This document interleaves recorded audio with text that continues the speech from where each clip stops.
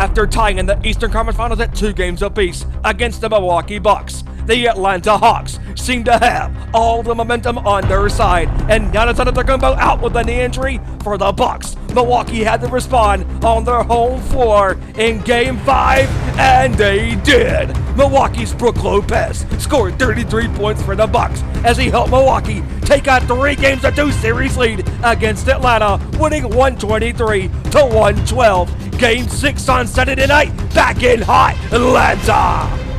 Milwaukee's Chris Middleton had an epic playoff performance, scoring 32 points for the Bucks, helping Milwaukee take the Eastern Conference Finals in 6 games against Atlanta, winning 118-107. Now they take on the Phoenix Suns in the NBA Finals. Game 1 of the NBA Finals on Tuesday night in Phoenix. He is one of the greatest point guards to play professional basketball. It has taken him 16 long, hard years. The wins, the losses, the playoff defeats, the doubts. But now, CP3 has finally arrived to the NBA's biggest stage of them all, as he had an epic performance in Game 1, scoring 32 points for the Suns, helping Phoenix take the opening game of the Finals, 118-105. Chris Middleton scored 29 for the Bucks, but it was not enough. Now, with their backs against the wall, can Giannis Antetokounmpo, Chris Middleton, and the Bucks tie the series at a game apiece against the Suns? Can they stop the epic duo of Chris Paul and Devin Booker? For the next week, or however long it goes, our Nation Sports Show has you covered for the 2021 NBA Finals. Who will be the king of basketball? Who will this year's champion be? The Phoenix Suns, the Milwaukee Bucks. We will find out. The Nation speaks to you. Next.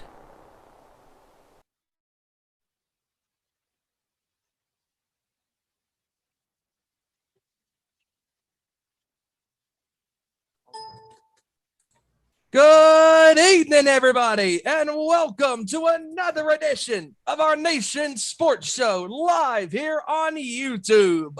Man, what a crazy week it has been in the world of sports. It's been a wild, chaotic day. I am your host, actually, for this evening, Stephen Wonder Wyand. What is up, everybody? And welcome to an action-packed show tonight. And, man, I had to search high and low and every around the world for hosts to help me out tonight. And before we get this show going, I want to plug our social media platforms. You can follow us on Twitter at @ON_Sports Show, and on the new Facebook page, facebook.com/Nations Sports Show. And joining me tonight, he's our favorite coach. Put me in, coach, because I'm ready to play. It is our favorite Bama boy, Stone Cold Fanatic fan himself, Todd Tyerland. Coach, what's going on, buddy? Man, not much, Stephen. Yeah, you had to look high and low and find me under some rocks to get me to do this, but I appreciate you reaching out. And real quick thought to Ezra, who couldn't be here with us tonight. We know he's got a family emergency, and so prayers to him and his family. Yes, prayers to his uncle to recover from surgery. He's actually having to go to Chicago for emergency surgery to be with his uncle, and hope and pray that he pulls through. And I also was looking for a third host, and I found one. He might be a Red Sox fan. He might be a Patriot fan or a Buccaneer fan or whatever the hell he calls his fandom. But he is Mitch Young. What's going on, brother? How you doing? Not a whole lot. Just another sunny day here in Florida after that storm passed through. Saw you needed help. Figured I'd chime in. They're calling for a storm here as well. So, yeah, it's going to be a crazy night. I gotta say, folks. And, man, what a week it has been. I'm so glad to be doing this again with you guys. And this will be my first time being in the big boy chair, leading off bat. And so let's get this show on the road, shall we? And let's do it. I would like to start out with the NBA talk, as you heard during the introduction of this show with my pre-intro, as I always do for this show. Milwaukee had to do something in their series against Atlanta after that series was tied at 2 games apiece with Giannis being out with that knee injury. And boy, they responded in that game 5 because Brook Lopez stepped up and said, I'm going to take responsibility for the team. And man, that was a big time performance. 33 points for the Bucks. He helped them out, winning 123-112. No Trae Young for that game. He was out with the bruised right foot. And Chris Middleton was struggling during that game. But then in game 6, boy, it looked like a fireworks display of offense on Saturday, the day before the 4th of July for Chris Middleton. 32 points for the Bucks in that game. Trae Young did play. He gave it a good old college try. But unfortunately, he was not 100% to be able to put up a lot of points for Atlanta in that game. And Atlanta had one hell of a year this year. I mean, nobody saw Atlanta going as far as they did. Nobody saw the Bucks or the Suns either. No, but as far as that series goes, I mean, Milwaukee obviously has a great talented team. Giannis didn't play in game 6, but Brook Lopez and Chris Middleton and Drew Holiday showing up doing the damage that they did in that game. And the Suns with that team this year, Chris Paul, Devin Booker, all of those guys, DeAndre Ayton, that boy is a beast, man. He is absolutely. He is, oh my goodness. He is so good at what he does. He might be the most dominant center right now in basketball right now because the way he's getting rebounds, the way he is so aggressive with the pick and roll with Chris Paul. And, just talking about, how we got here to the finals. I mean, I know we didn't pick Phoenix or Milwaukee to get as far as they are, but man, guys, before we get to the finals on this past Tuesday's game 1, I want to start with you, Todd, first. What are your thoughts on how Milwaukee and Phoenix got to where they're at today? Well, I don't really root for a particular team in the NBA, but I will say, living in the South, I was pulling for the Hawks, even though I do like Milwaukee. And I never would have thought Atlanta would have made it past the first round, to be quite honest, let alone get to as far as they did. But Milwaukee just, too much in the end, and especially when the Greek Freak comes back, he's so good, and along with Lopez, man, they're so hard to beat. Phoenix is another team, to be able to do what they've done, and I'm rooting for him. I want to see Chris Paul get that ring. He's been playing for so long. He's been so good for so long, and you've had other players like Barkley and a few throughout the years who was never able to win that ring. But matter of fact, I don't know why, but it always comes back to it was a Comedy Central roast. I don't remember who was being roasted, but Shaquille was roasting whoever, and Chris Paul was out in the crowd, and he stuck up one of his rings. Said, "Hey, Paul, you don't have one of these. I got 5," or whatever, So now maybe Chris Paul can get a little revenge and get that ring, and he certainly played game 1 like he wants it bad.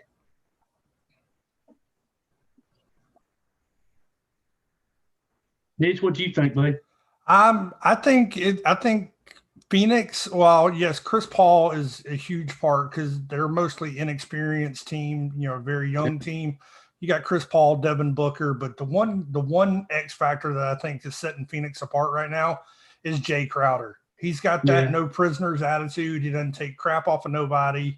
He was a glove fit down in Miami when he was on those championship runs with them. He did well when he was at the Celtics. And he's just you got to look at what he did whenever Phoenix beat LA, when they finally clinched that series. He's salsa dancing right at LeBron James. He's not afraid to go at him 100%. And I think that gives him that X factor edge over anybody right now. I think they're clicking. They're up 1-0, and it wouldn't surprise me if this goes 4-0. Yeah. What do y'all guys think about, this year, the crowds being able to return and having that playoff atmosphere with, thousands of people in the arena versus last year, and it was just a TV crew and a couple of guys mopping the floor, Yeah. It's been great to watch the crowds come back. That's a huge factor. I mean, my God. I mean, look at that crowd on, getting to the finals now from Tuesday, as far as now we're into the finals now. Mm-hmm. I mean, that Phoenix crowd was on fire. It was lit, man. Dude, it was lit up like a Christmas tree on broad daylight. there's nothing like the NBA championship games because everybody's wearing the same T-shirts and the colors and they're really into it and it makes a difference. And Phoenix having the advantage of being able to play at home first two out of the gate, especially if they can win tonight. Taking a 2-0 lead, and at least it's not as bad as it used to be when they did 2-3-2, 2-2, 1-1-1. If it has to go 7. Because before, if you ever got up 2, you might not ever have to come back home to win a championship. So, so even if Milwaukee gets beat and they're down 2-0, they still won't be out. Yeah, I mean, it's the fans are definitely give you that drive to go even further than what you may have normally do. They give this reason we refer to it as the 12th man or the 6th man in basketball. Is the crowd is that extra boost that you need to get you riled up and ready to go that extra mile. So I think the fans are definitely a huge impact on, how these games are played now. Yeah, the adrenaline that the athletes get from having that live crowd, even just watching at home, it makes a difference. Don't y'all guys think? Yes, oh, yeah. Agree. Oh, yeah. I mean, it fires me up more, Agree. I mean, just looking at that crowd Tuesday and just how the Suns just fed off the crowd and, during that game, and just like Chris Paul, man, that dude is playing his ass off. And the way he is so hungry right now to get that first championship ring. And he reminds me right now of Dirk Nowitzki when he was with the Mavericks in 2011. That's a great analogy. Yeah. Because Dirk went to the finals in 2006 against Miami. And Dirk was 2 wins away from getting that first ring. And he told the boys, he said, hey, even though we're up 3-0 or 2-0 or 3-1, whatever it I think it was 3-1, Yeah, he said during the Oklahoma series when there was the conference finals, hey, the job ain't done. Whenever up 3-0 against the Lakers in the Western semifinals, hey, the job ain't done. Up 3-2 against Miami in the finals, the job is not done. He was so focused, and he let his players know, hey, the job is not done. And Chris Paul right now, the way he is playing at a level that I don't think we never saw coming. I mean, he is so laser sharp focused right now. And he said after the game on was it Wednesday? Yeah, Wednesday.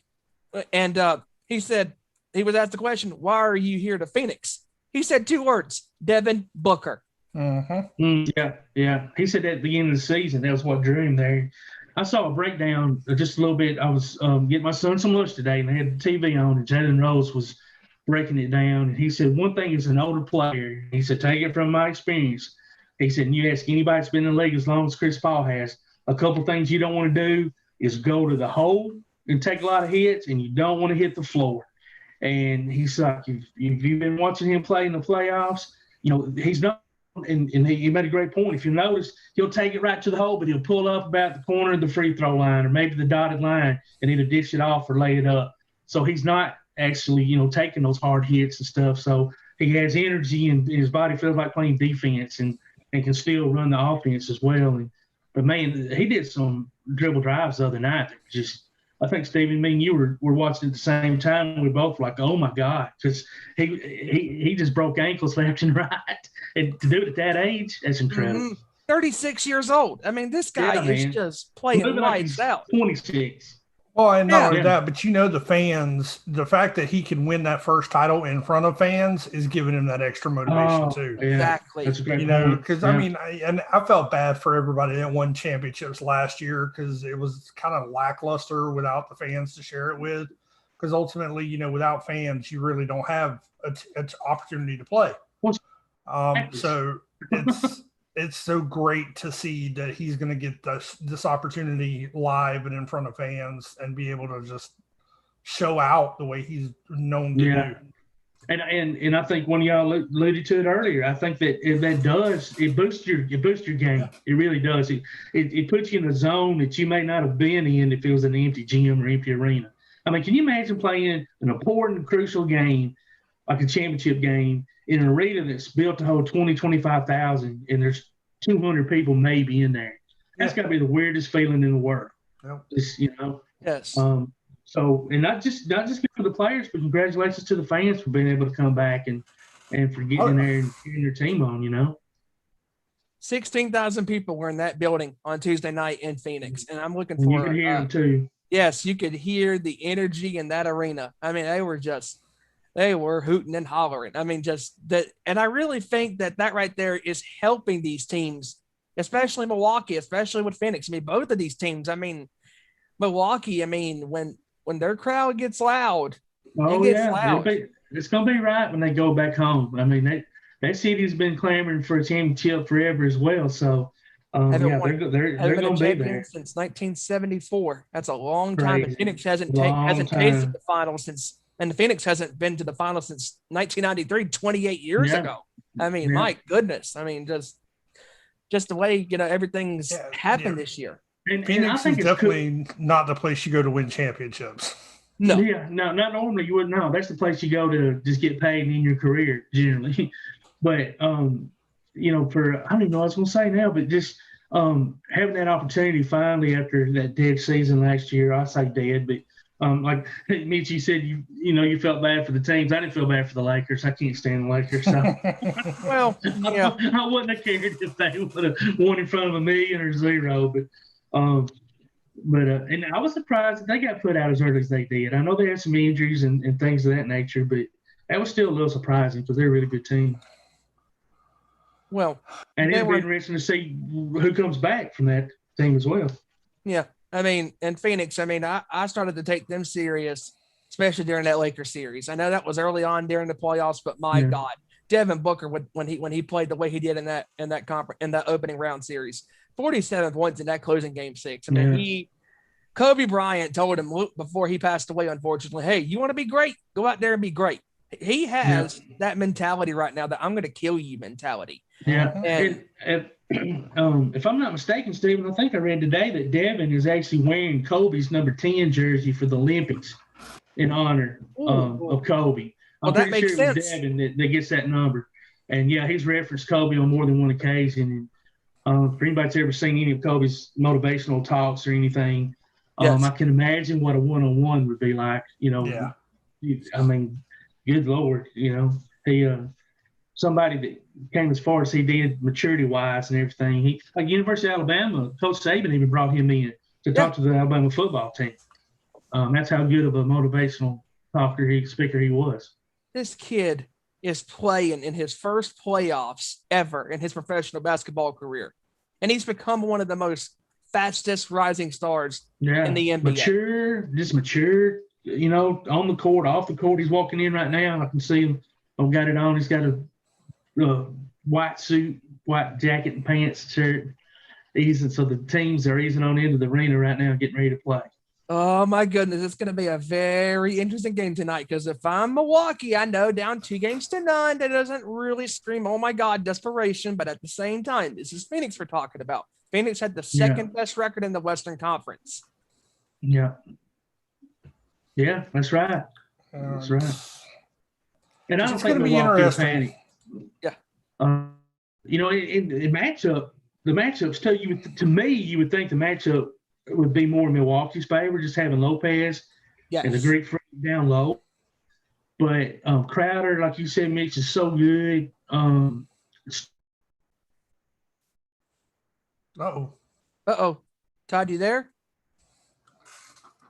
He's on. So I know it's him to come out hard tonight. Yep. Oh, there he is. There he is. Okay. There we go. But the one thing that everybody's talking about too, gentlemen, is that Jay Crowder, out of all the players in these finals, actually has finals experience with Miami last year. Yeah, that's true. Yeah. Yeah, and Miami has never recovered since he left. Yep. No. And, I was reading that article earlier that one of the reasons that he actually chose Phoenix was Chris Paul and Devin Booker called him together to convince him how great Phoenix was. Wow. And then Phoenix ponied up that 3 years guaranteed $10 million a year to kind of sweeten the pot. And then that's why he said he decided to go to Phoenix, because there were people trying to talk him into Utah and, because he's also played with Boston as well. Yeah, that's right. I totally forgot about that. Yeah. And And he's the type of athlete would fit in good with any style, any team. He's that versatile. He's that 5 tool. That just plug and play. Tell me what you want me to do. He can play 3, 4, or 5. Yeah, you're right. He's improved his outside shot a lot. He passes the ball really well. And he's not afraid to bang. Not too bad for a big guy. Not afraid to bang. He loves to bang.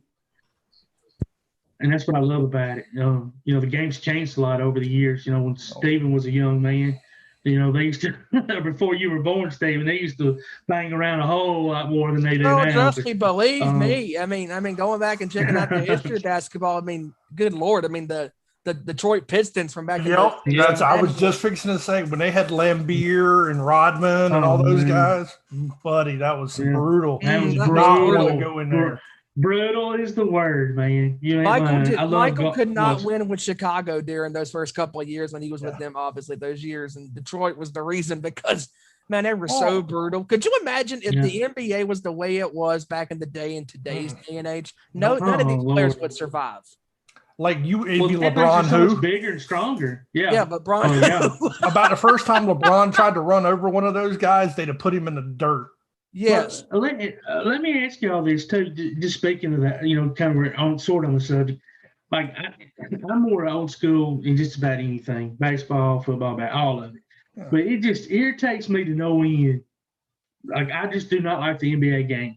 Like the things that they get away with, like carrying the basketball. It's real easy to break somebody's ankle when you can basically pick it up and just move it around. You know what I mean? It's just. And, 14 seconds in the middle of the lane, that makes a big difference when you can be in the lane 4, 5, 6, 8 seconds and instead of pick for somebody to penetrate. I think the biggest problem with the NBA right now is the lack of consistency in officiating. Yeah.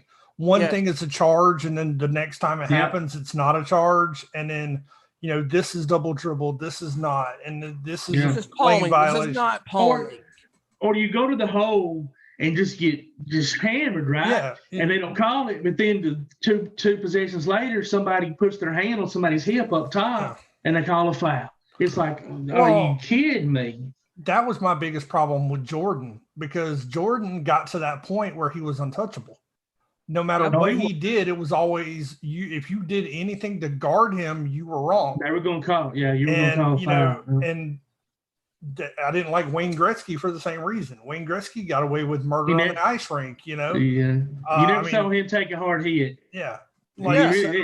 It's – LeBron – you guys are bringing up very valuable points about any professional sport. Football. Football and basketball and baseball and hockey. It's not the same anymore. No. It's been softened up quite a bit. And some of it maybe for good reason, I guess, for my prediction of the quarterbacks. I get it to a certain degree, but they're still football players, Yes. And like all these targeting rules, there's so many targeting rules that just are games where you're watching. I don't care. It could be Nebraska and Iowa, 2 teams I could care less about. Right. But if I see a receiver go up in the air, he catches the ball, he's coming down, the defender is already committed to hit him. Well, he can't help that defender just happened to land around his helmet about the same time. It was nothing intentional about it. What do you want the defender to do? Right. Not want to hit him because he's got to try. He's got to bring him down, And so, yes, I get a vicious hit, an intentional hit, but those kind of hits that just happens to be the guy's 4 foot up in the air and you've already moved and that just happens. You're leaving yourself open to getting hit. Well, the whole thing it boils down to is the number one thing you're taught when you're playing football is do not shoestring tackle. And these new rules are telling the players that the only way you're allowed to tackle somebody is tie their shoestrings together. Pretty much. So it's crazy. I think the big problem you have is you've got a lot of these new officials and that have never played the game themselves. They don't understand the players' side of things. Yeah. Because as somebody who's played, defensive end, linebacker, I also played tight end when I was in high school and stuff like that. When you're going for that tackle, you do your best to not hurt them because you don't want to hit. Nobody wants to hit helmet to helmet because you can do as much damage to yourself. Exactly. You can bring your own when you lower it, you're lowering it to be as effective and safe as possible. you're not intending to hurt someone. Now, I will not say that there aren't players out there who do intend to hurt. Because you do have those certain kind of savages that are like, I want to hurt. I want to put people out of the game. Yeah. But overall, I think that's kind of gone out as much. But NBA, same thing. I mean, like what's considered a foul now, wouldn't have been anything in 1988, or 90s, early 90s. Lambeer would have laughed at some of the calls that they made. This. Oh yeah, absolutely. He'd have been like, you might as well just put me on the bench. But you brought up that good point about inconsistency on the officiating. That is. If they, I don't care how they call it. You're right. Just be consistent with it. Mm-hmm. Yeah, I mean, if you're going to call it a foul, call it that way for everybody. Last week, Stephen, I think it was, what game was it that I don't remember what series it was now. But anyway, the last minute and a half to 25 minutes, so they had to keep on going back to the monitor to see who hit who. Was it flagrant? Was it not? Oh my God! Who did that? That's not basketball. You're taking all these athletes out of the flow of the game.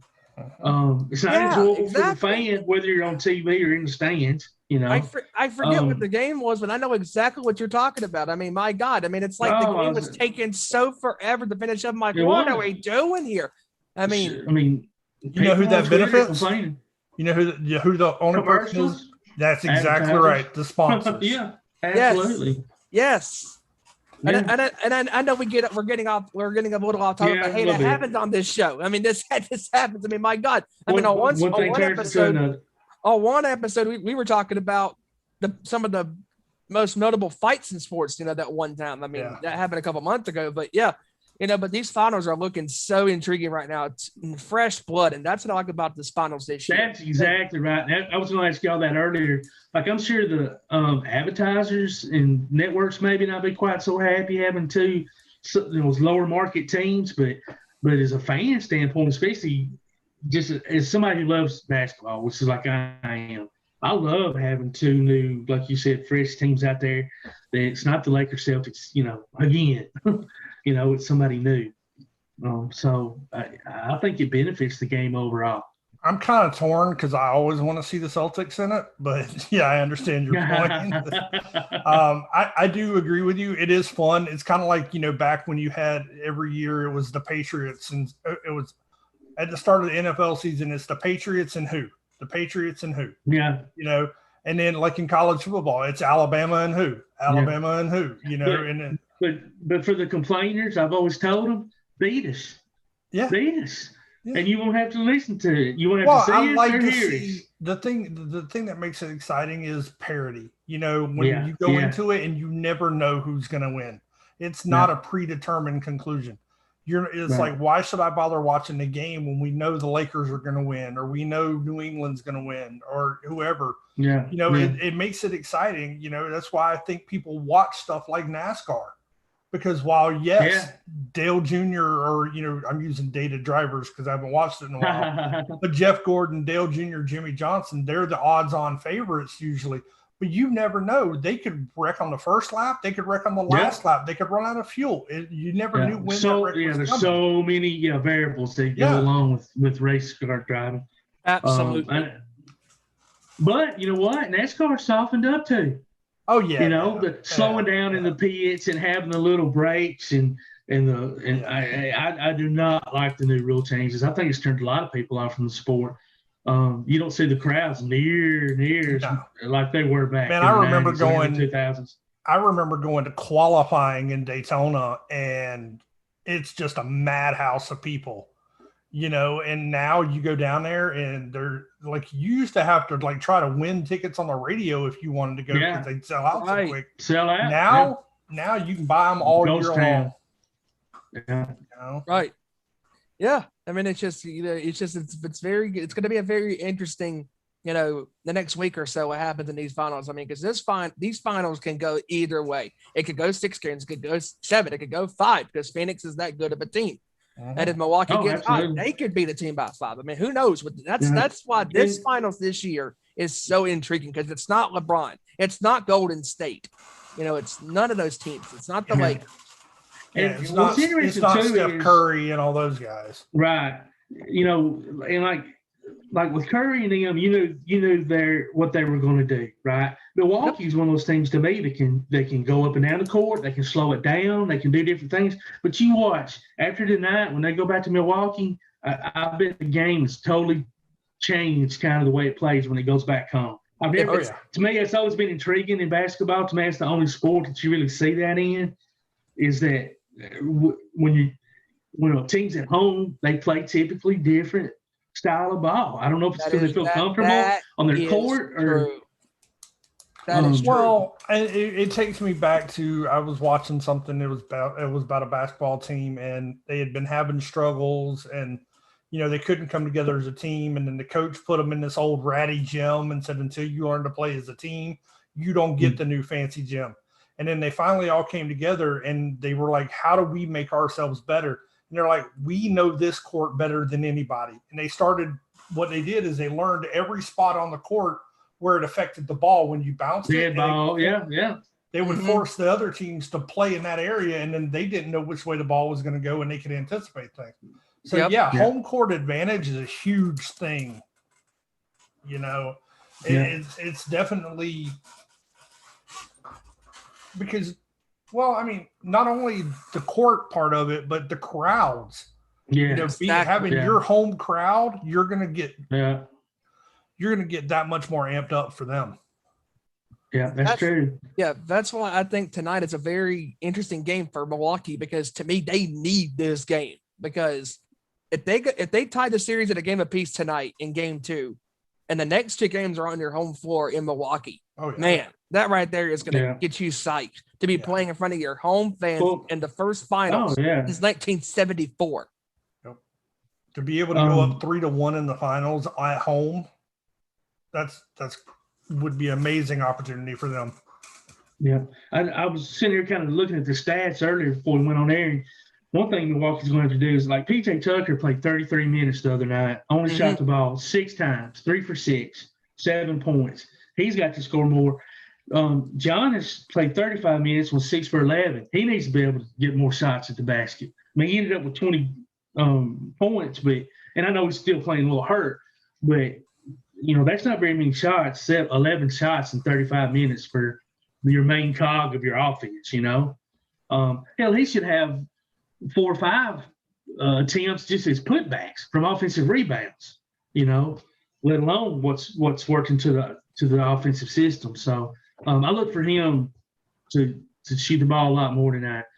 And Tucker as well, I don't remember how many assists he had. It wasn't that many. It was only like 2 or 3 assists. So, he was running offense, but he wasn't contributing a lot. So, it'll be interesting to see how he does, because he's a big cog in that offense. But he's going, that whole offense goes. Definitely. I stand correct. It was the 1971 since the last time the Bucks made the NBA Finals. Oh wow! So I decided to look that up just to be sure. So that was the last time Milwaukee was in the Finals, 1971, when they had Kareem. I used to love their basketball court. It looked like a backgammon board. I don't know if y'all remember that or not. I totally forgot that Kareem played for the Bucks, because you just always think of Kareem as a Laker. Yeah. Kareem was a Laker. Oscar Robinson. Man. Can you that was a imagine good basketball team during that year. Oh my Lord, yes, absolutely. Man, that was the greatest time in basketball for me, was when Magic and Kareem against Bird and McHale, and that Lakers Celtics run. So my thing was, I was a huge 76er fan. Yeah. So obviously, I did not like your Celtics. I understand. Every year we would be right there, and y'all turds would put us out, and we never could get. There's no telling how many championships Urban could have maybe had if we could have got past y'all. To use your words, beat us. That's right. You're right. You're right. Absolutely. No, it was great. But it was so much fun. I mean, it was. One thing too. And this is what amazes me about today's game. Everything is to the hole or 3-pointer. Nobody can shoot an 18-footer anymore now. No. Back then, if you that fadeaway jumper, that fadeaway jumper was king back then. Yeah, you might as well walk back down the court and play defense, because it was going in the hole. They weren't missing. And speaking of king shots, I mean, look at the sky hook from Kareem. I mean, that was money unstoppable. And Magic Johnson hit that shot. I'm like, oh my God, like that was a money shot. Mitch loved that little shot. Oh my God. I'll be honest with you. I didn't mind Kareem so much. I just was not a Magic Johnson fan. But I'm a Celtics guy. Larry Bird, Kevin McHale, Robert Parrish, Danny Ainge. Yep. The only body I liked on that team, best recollection, was Parrish, man. I hated Ainge. Oh, McHale, Parrish was great. But Bird, I'll tell you right now, a lot of people don't know this, but there was a lot of people that challenged Bird, and Bird put a whooping on a lot of people back in the day. Like, it was well known. Do not try that man. Well, that's old country boy. From French Lick, Indiana. Yeah. You're not going to mess with him. Yeah. But you know what? As time went on and I got older, I really, truly appreciated him for what he was. In the moment, I couldn't stand him because he was beating my teams. But, man, you go back and watch film of him, oh, my God. It feels like he had an ounce of athletic ability to save his life, but he could go. Yeah. It goes back to the age-old saying, I may not like what you do, but I damn sure got to respect it. Right. And I think that's the problem we've lost in a lot of today's society is there's no respect for the talent that is on the court and on the field. It's whether or not you like them, whether or not you think they're worthy of your time.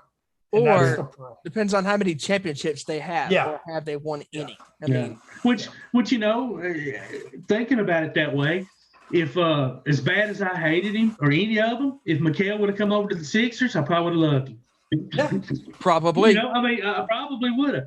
But I don't know. But Ainge, I don't know about. I would probably still wouldn't know any of it. Yeah, but getting back to tonight's game too, where do you guys see this game going tonight? Because I don't know where to go with this game. I mean, this game could go either way. To be honest, I feel like the Bucks are going to win. I don't know why. I just think I got a feeling they are too. See, I'm the opposite. I'm going Phoenix 99-93. Ooh. Oh, I'm going to go lower than what they did last game. Wow. It could go that way because, look at that game that Phoenix had against LA in game 4. LA could have tied that series at 2 games apiece, but they missed 12 shots to tie or take the lead. Missed free throws, easy free throws down the stretch. Oh, my God. They're just critical. Making $25 million a year should not be missing free throws like that. Exactly. You want to call Shaquille on that one? Yeah, because when even though Shaq was not a great free throw shooter during the majority of his career, but when it mattered the most, Shaq was money. Oh yeah. I mean, that just goes to show you though. Just think how many more points that man could have had in his career if he'd have took the free throw serious. Oh, yeah. I remember even Wilt and them tried to get him to do like the old, underhand deal, and he was like, "No, man." But yeah, free throws. You start missing those, especially at that level, you're going to lose games. So I'm thinking maybe 108-100 Bucks tonight. I think it's going to be a lower scoring game again tonight. Yeah, I'm going to say Milwaukee. To be honest, I'm going to say Milwaukee 115 to Phoenix 106. Okay. I will be surprised if the series is tied or is not tied at 2 games. Tied at 1 apiece. Because Milwaukee needs game 2 tonight. I haven't seen any reports on how Giannis's knee's doing. If y'all, as far as does he feel a little better, worse? Yeah, I haven't either. No, but Giannis looked pretty good the other night, scoring 20 points for Milwaukee. He looked pretty good. He was still obviously hobbly. He was still hobbly. Yeah, and I'm sure it bothered him. Sometimes it's a mental thing too, right? You're afraid you're gonna come down on it wrong at any given moment, and I understand that. Right. One thing would help Phoenix if they quit wearing them ugly uniforms. Good Lord, man. I don't know who designed some of that mess. God, that's another. Yeah. Do y'all mind all that, like Miami, when they wear I don't even know what they call those uniforms. The sky blue, it looks like the old fabric, and it's, what I'm talking about? It's got all the orange and green in it. You know what I'm talking about? The Miami Heat. Yeah. There's a lot of teams have alternative uniforms, and I'm I like the old school. Just stick with what you got. Go out there and You know what somebody was also saying as far as what they're missing in these finals? And strangely enough, they're saying they're missing the NBA Finals logo on these courts. Come on. I didn't even noticed. I'm like, dude, I'm sitting there thinking, dude, you're really right focused on a logo? Come on. I see. No, I'm watching. It's on there right now. It's got YouTube TV under it. I don't know what they're talking about. Did you guys see this about Dario Saric of the Suns? No, what's up? He suffered a torn ACL in Game 1. Ooh. I didn't even see him get hurt. Yeah, I don't know. the team has said that he is out indefinitely. Oh my. Yeah, he won't be playing in this series. He drove on Brook Lopez late in the first quarter Tuesday night, and his right knee appeared to buckle when he planted his feet in the paint. Ouch. He checked out with a 143 remaining in the first quarter. Man, helped off to the Suns locker room. Finishing with one rebound. That is insane. Wow. So he came into the finals averaging 4.8 and 4.8 points and 2.6 rebounds and 11.1 minutes per game. Yeah, no, but that just hurts depth-wise, though. I mean, yes, it does. Because they're thin because they got Torrey Craig and Frank Kaminsky backing him up. Yeah. Yeah, Torrey Craig is not a bad piece either for Phoenix as well. Obviously, was with those Denver teams those couple of years. I mean, man. This Phoenix team is really loaded. I mean, you got Crowder and Paul and Booker and Ayton. I mean, they're just so loaded on the offense and the defensive end. And that's what I love about this team. And Milwaukee, they preach defense. Don't give up. They do. Yeah. They were making comments the other night about some of the guys, they were switching off on Chris Paul, but he was having such one of those games where it didn't matter who was guarding. Well, to be fair, they don't need to have a big guy on him because he will eat. He'll makes him look terrible. But you need to have a guard on him that is his size. Well, but Phoenix was doing such a good job running their offense, and when they would swap off, he was able to catch the big guy on him. And so I look for Milwaukee to change that up tonight. They'll probably start sliding under to the pick a little bit more. A lot of times you're taught to slide over it, but to me that's really hard to do, especially when the guys are as big as they are. Mm-hmm. I look for them to start trying to slide under the pick, underneath it, and that way you might be a step behind, but at least you're not going to get completely blocked off your man that you're trying to guard. Because you can't have somebody 6'9", 6'11" swap off and try to guard him. He just makes you look like a little kid. Exactly. I mean, I'm thinking, what are you doing? I'd be like putting one of those guys, big guys like that, on Allen Iverson. Oh my God! Same thing. Like that crossover of Iverson's would have just ate him up. Oh, they'd have broke a femur or something. Yeah, he'd have broke their soul is what he'd have broke. Yeah, yes, I mean, my God. I mean, I'm sitting there thinking when Paul was crossing over, I'm like, what are you doing? Get the little guy on him, not a big guy, because the big guy can't keep up with him. Because the only thing the big guy can do is block or try to defend the shot. Yeah, I haven't seen but one, maybe two NBA games my whole life. I've seen a lot of had the opportunity and honor of watching Allen Iverson when he was at Georgetown playing the NCAA playoffs in Birmingham. Mm-hmm. The fastest human being I've ever seen with a basketball in his hands. Made people look like they were standing still. It was incredible. It was incredible. Billy Donovan was in that same tournament too. Providence was playing down here as well. So I got to see a couple of big. That's when the Big East, was rolling. Yeah. They were so good. Interesting. But Anderson was ungodly with the ball. So I'm going to ask you guys this as far as to the finals this year. Where do you guys see this series going as far as how many games, and who do you got winning the championship this year? I'll start with you, Todd, first. Who do you got? All along, when I first saw him, without thinking too deep into it, it just, for whatever reason, I felt like the Suns in 6. I think the Suns are going to win it. I think Chris Paul's going to finally get his ring.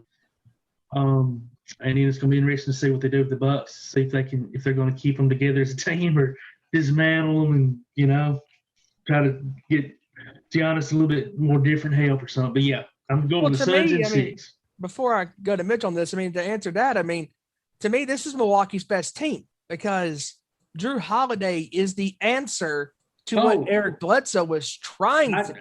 Yeah, I agree with that. But you know how You know how fan bases are. You know how team owners are. And you know what I mean? Nobody wants to wait. They want it now. I think they should leave him alone. Yeah, absolutely. You're right. We said the same thing years ago when the Oklahoma City Thunder had their 3 stars. Yeah.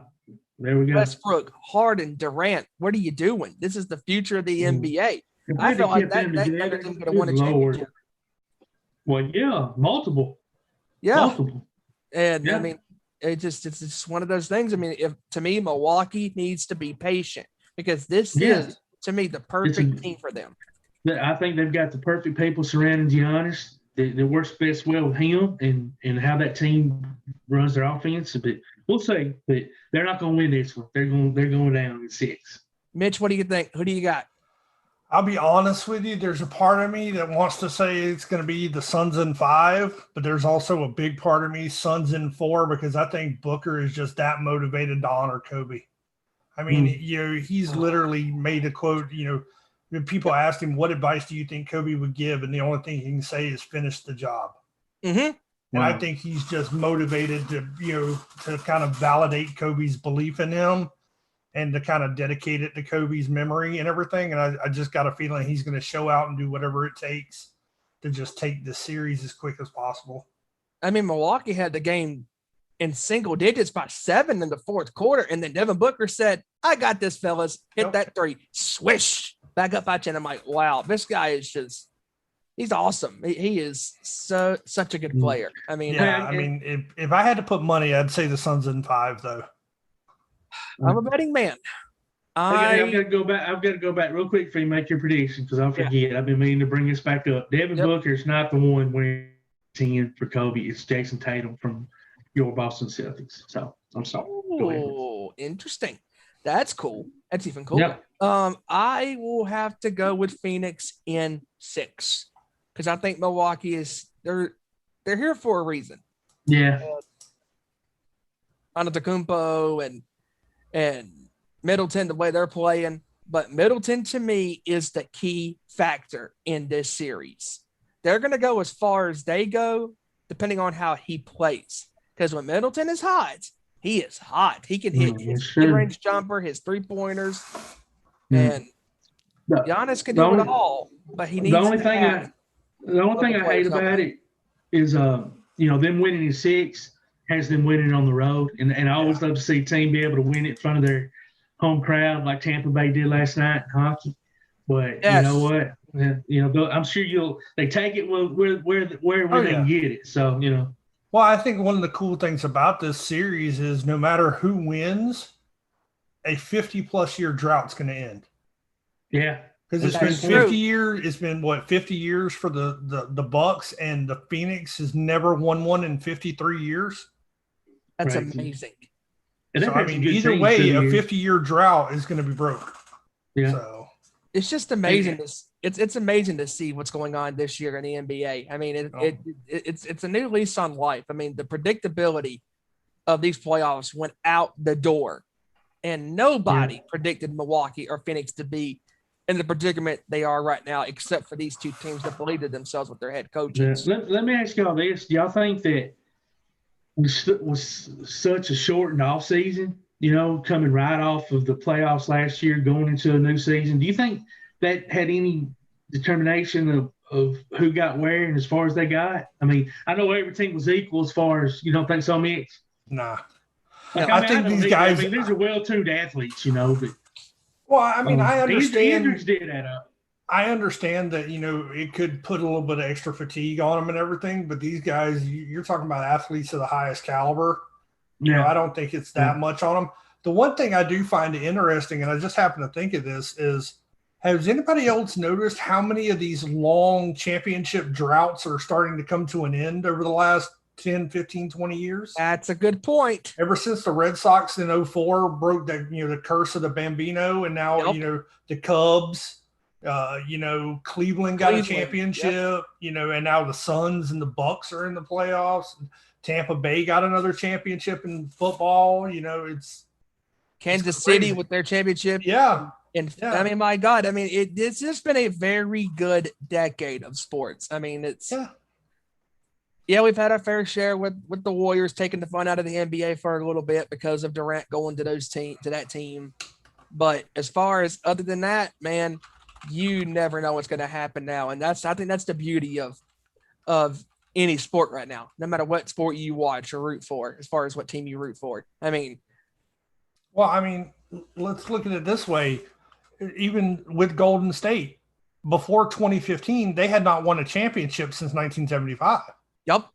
So that even fits in with the whole, breaking championship droughts, Yep. So I just think it's kind of cool. We're starting to see these teams that were in kind of obscurity are now coming back and being a part of the championship contentions.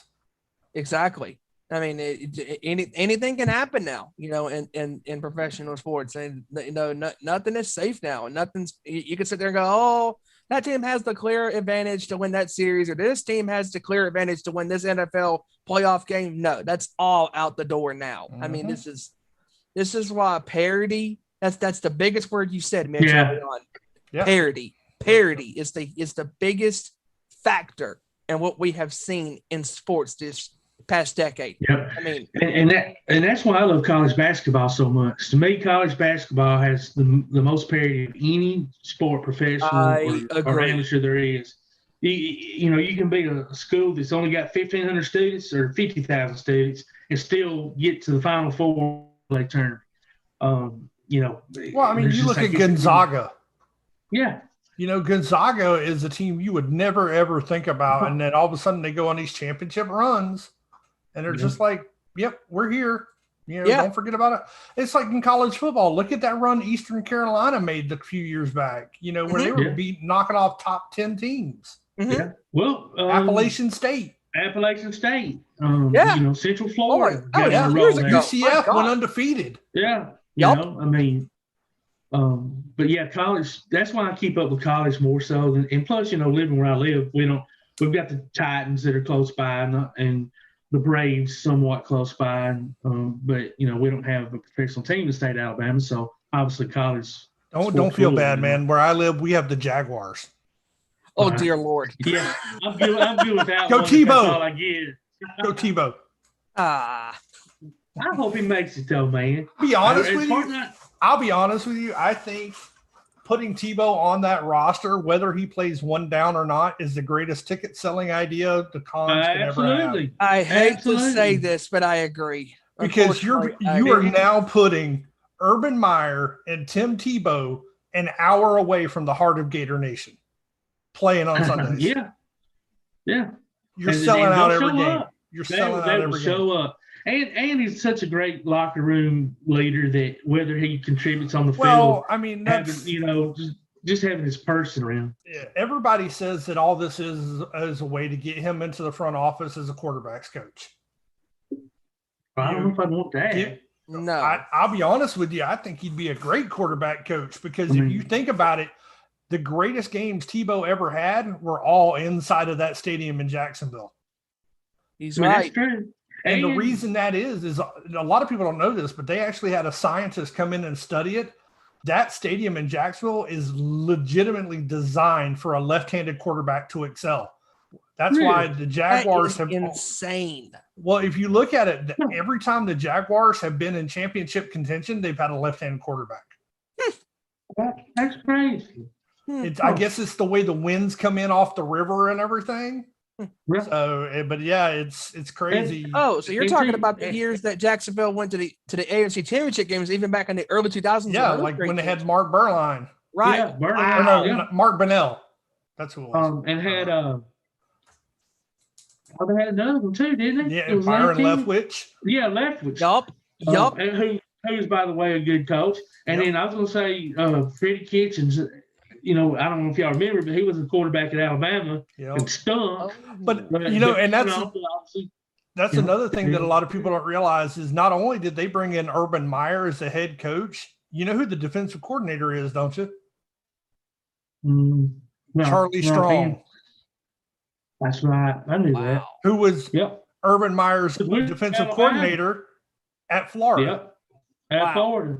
And you talking about a good recruiter. That's why we wanted him in Alabama. So yeah, it's going to be really good to do with that team. It's going to be interesting to see what they do this year. But at least there'll be people in the stands, right? That'll help, generate some much needed adrenaline for the players and motivation. And I just wish they were playing the Bucks again so I could go watch a game, because if they're not playing the Bucks, I'm not wasting my money on Jaguars. You want to see your boy, don't you? I'll be honest with you. Don't get me wrong. I love Tom Brady, because he's just great and fun to watch. But I'll tell you right now, out of everybody on that team, Mike Evans is who I like to watch at Tampa. That dude, guy is just a beast. No, he's a freak. He killed us when he was at A&M. Yeah. Killed us.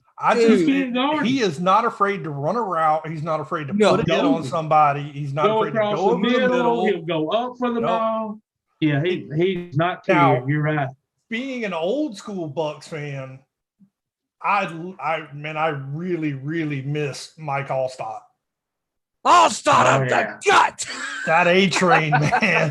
That A-Train was just so fun to watch. That was one of the greatest radio phone calls. Yep. That's Allstott of the gut. Yeah. I miss him, man. Yeah. A-Train, baby. I mean, my God. I mean, dude, talk about trucking. Man, he lights you up coming. Oh, yeah. If he got speed going, man, you might as well just lay down. Better move. Yeah.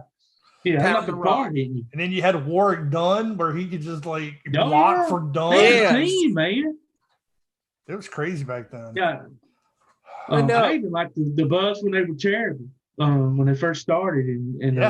When they had the creamsicles. What's his name? Coach from USC. Yeah, creamsicles. Yeah, I don't have Benny Testaverde. I liked them, but I did. That's right. I forgot about Benny Testaverde. What was the coach's name? From USC? I can't remember. Kerwin Bell. No, coach. Oh, played for what? Came from what? No, he was a coach at USC. Oh, and he came to Tampa Bay. I have no idea, man. That's no. Now look it up, guys. Yeah, I can't remember. If I'm not because Tony Dungy was there in the 90s. Yeah, Dungy was there in the 90s. If you're talking about the early, when they started. No, this is early. Okay, yeah, I don't remember. I was still a baby. John McKay. Okay. Yeah. McKay. Well, and what's funny about that, a lot of people don't know, is what family owns the Buccaneers now, don't you? No. The McKays. Wow. Really? Not only do they own the Buccaneers, they also own Manchester United, the soccer team. Where'd they get their money? I have no idea. That's a big deal. Yeah, they every time Manchester United comes to the United States to play a match, they always play at Raymond James Stadium. Wow, that's interesting. I had no idea. Yeah. Well, I know you guys brought up football, and thank you for doing that, because that brings up the next topic I want to talk about. I know how to segue. Yeah. As far as a certain quarterback that I have destroyed many a times on this show, countless times, that would be Mr. Aaron Rodgers. Good grief almighty. Monday, you keep doing this again. He, at a press conference, just to bring you guys up to speed, Rodgers was asked by a reporter. He was asked, hey, are you going to show up for Green Bay this year? He says, I don't know. We'll see, won't we? And then the same reporter asked again, hey, are you going to show up September 12th? Rodgers goes, what's that? Oh, and then the reporter goes, oh, that's the Saints game. I don't know. We'll see, won't we? Give me a break, Aaron Rodgers. Come on. I was reading about this stuff, and he's saying, oh, I'm battling, I need to get, help out my mental health and all that stuff. Okay, I get that, but we all go through stuff like that with our lives at times. I mean, good grief. Let's don't forget the use of the proverb. Sometimes the loudest person in the room is not the smartest person. It's true. I mean, look at this guy. I mean, this guy in press conferences has ran his mouth about how he's not happy with Green Bay. If you are not happy with your football organization, it's simple. Leave. Because if he leaves Green Bay and does not play a single snap because he has not shown up for all of these mandatory mini camp, training camps, he has not shown up at all. And I'm telling you, if Rodgers does not show up and play a single snap of professional football for Green Bay this year, Green Bay will suffer. And they will be the worst team in the NFC because it's clear as a day and it's clear as night when the sun is announced that Aaron Rodgers is the MVP of Green Bay. They need him. He is the true definition of an MVP because if Patrick Mahomes goes out for Kansas City, they need him too. Yeah. Aaron Rodgers. What are you talking about? They got Blake Bortles. Blake Bortles? Blake Bortles? Oh, no, I'll be honest with you. I'll be honest with you. If Aaron Rodgers does not start, it's Jordan Love's team. Yeah, you know, I mean that right there was a slap. And I understand Rodgers' frustrations with that because when you drafted a young quarterback, I get why that would be somewhat of a slap in the face. Well, I mean, to some degree, but at the same time, I mean, the man's getting older. He's got to realize that they've got to have some insurance if he goes down. Exactly. You know? I mean, that's why. I mean, it's not like he's 25. He's, you know, he's not. And I don't understand that. No. So I see both sides of the story. I do too, but as a player, I don't think you should go with that. Well, either side of it. If you've got a grievance with the team, you need to keep that behind closed doors. Exactly. He just comes across as he's whining and moaning and crying, being a bad teammate. And, you know, that causes rifts amongst your Mike teammates. McCarthy to leave Green Bay. And now Matt LaFleur might be suffering the same fate because Rodgers obviously is not happy with his head coach. And this is between him and his coach. Yeah. He's totally not. And they've had more than enough time to work all this out. I mean, he should be in camp. And this is not for the media. The other night, I don't know if y'all caught any of it or not. I just caught some of it, but he was playing in the Capital One golf deal the other night. Yeah, I think it was haven't Monday had a night. chance to watch it yet, but yeah. And he just, I don't know. He's like he's sucking his thumb. I don't know. He's kind of pouty a little bit. Did you see the shirt he wore during the press conference for that? I did not. The shirt said, "I'm offended." Yeah, what are you offended by? The millions of dollars in your bank account because you get to play a game every Sunday? Yeah. You know, I mean, that would offend me. Give me a break. Don't get me wrong. I'm a firm believer these guys deserve to be paid for the level of play that they do. I have no issue with that. But when you throw your sucker in the dirt because, oh no, they brought in a player who could potentially replace me when I retire. Not that, Green Bay never once said we're looking to make a change. We're looking to swap out Aaron Rodgers for a younger, No, they never. You're exactly right. We're looking for somebody when you decide to retire. I mean, you're out there hosting Jeopardy. Yeah. He's doing everything but focusing on football. This actually reminds me, if you go back a couple years when the Patriots had Jimmy Garoppolo. Yes. Right, I was just fixing to bring that up. So I want to get your opinion on that. They traded him to San Francisco because Robert Kraft was not willing to pay starter salary to two different people, and Bill Belichick chose Brady over Garoppolo. And I think he made a huge mistake because Garoppolo staying in New England, I think, would have continued that dynasty even further because Garoppolo is a damn good quarterback. Hell yeah. So you brought that up, me. So I want to ask, because this is just the way I felt outside looking in.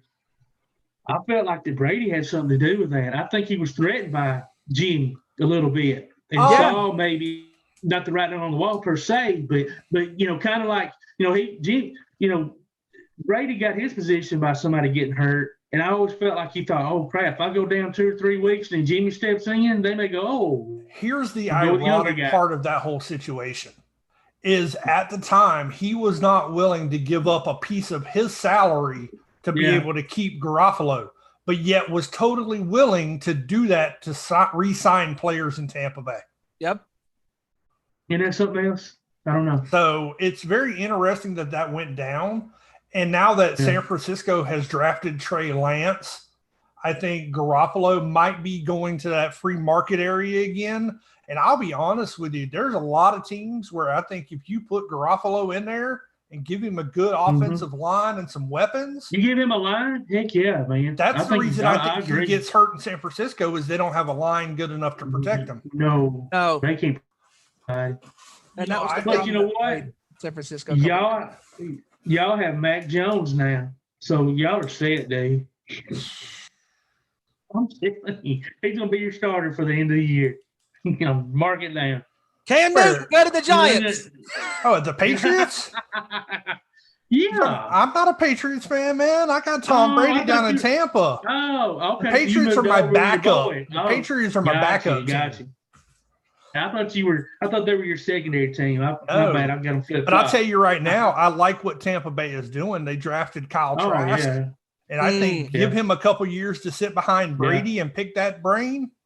I think Kyle Trask is going to be a deadly NFL quarterback. I mean, Tampa Bay has every bit of chance going back and repeating, I think. Oh, yeah. With all they've got coming back. I love the fact that we're the only team in NFL history to host and win a Super Bowl at home. Yeah, I think that's so awesome. And the fact that they actually had some fans there. You know, they allowed fans for it. That's right. I forgot about that. You're right. Yep, 25,000 people. But no, the whole Aaron Rodgers thing, I think he's just throwing a sucker in the dirt. He doesn't like the deal. He doesn't like the fact that there's young blood coming into the organization. And I think he does see the writing on the wall that, you know, he's not going to play at that championship caliber for that much longer. And he's trying to make sure he locks down a lucrative deal. Because honestly, what I think he thought was going to happen is Green Bay was just going to throw the checkbook at him to get him to just shut up and agree to everything. That's what started the whole thing. Don't you think, Steven? Like when he didn't get that dollar bill that he thought he was going to get, all of a sudden, that's when he started acting, you know. I could see that, but also too, Green Bay needs to realize this, that they need help on both sides of the ball. Yeah, they do. Rodgers does not have that many great weapons to throw to, unlike his Super Bowl team in 2011. I mean, 2011 he had Greg Jennings and Jordy Nelson and Donald Driver and he had some those guys. And now who does he have? Nobody except for Devontae Adams. And they asked him, "Oh, do you and Adams get along?" "Oh, yes, we do." Well, if you get along with Adams, your number one target in Green Bay, then you need to be treating your other teammates with the same respect, because his other teammates are just important. I'm looking through their roster right now, and man, they don't have nobody. No, they're not going to be good. They don't even have they've got AJ Dillon as their top running back. Wow. I thought I thought Aaron Jones was their top running back. Well, I mean, they've got AJ Dillon, Kylan Hill, Aaron Jones, Patrick Taylor, Dexter Williams. Is what's his face? The tight end, Robert. What's his last name? Is he still there? Tonyan? Yes, he was. Yeah. He was good last year. Yeah, he's still there, and they got Mercedes Lewis as well. Man, he's old. Hey, he can catch. Antonio Brown's old too. Yeah, Tom Brady's old. But Tom Brady actually cares, and Tom Brady goes out there and plays.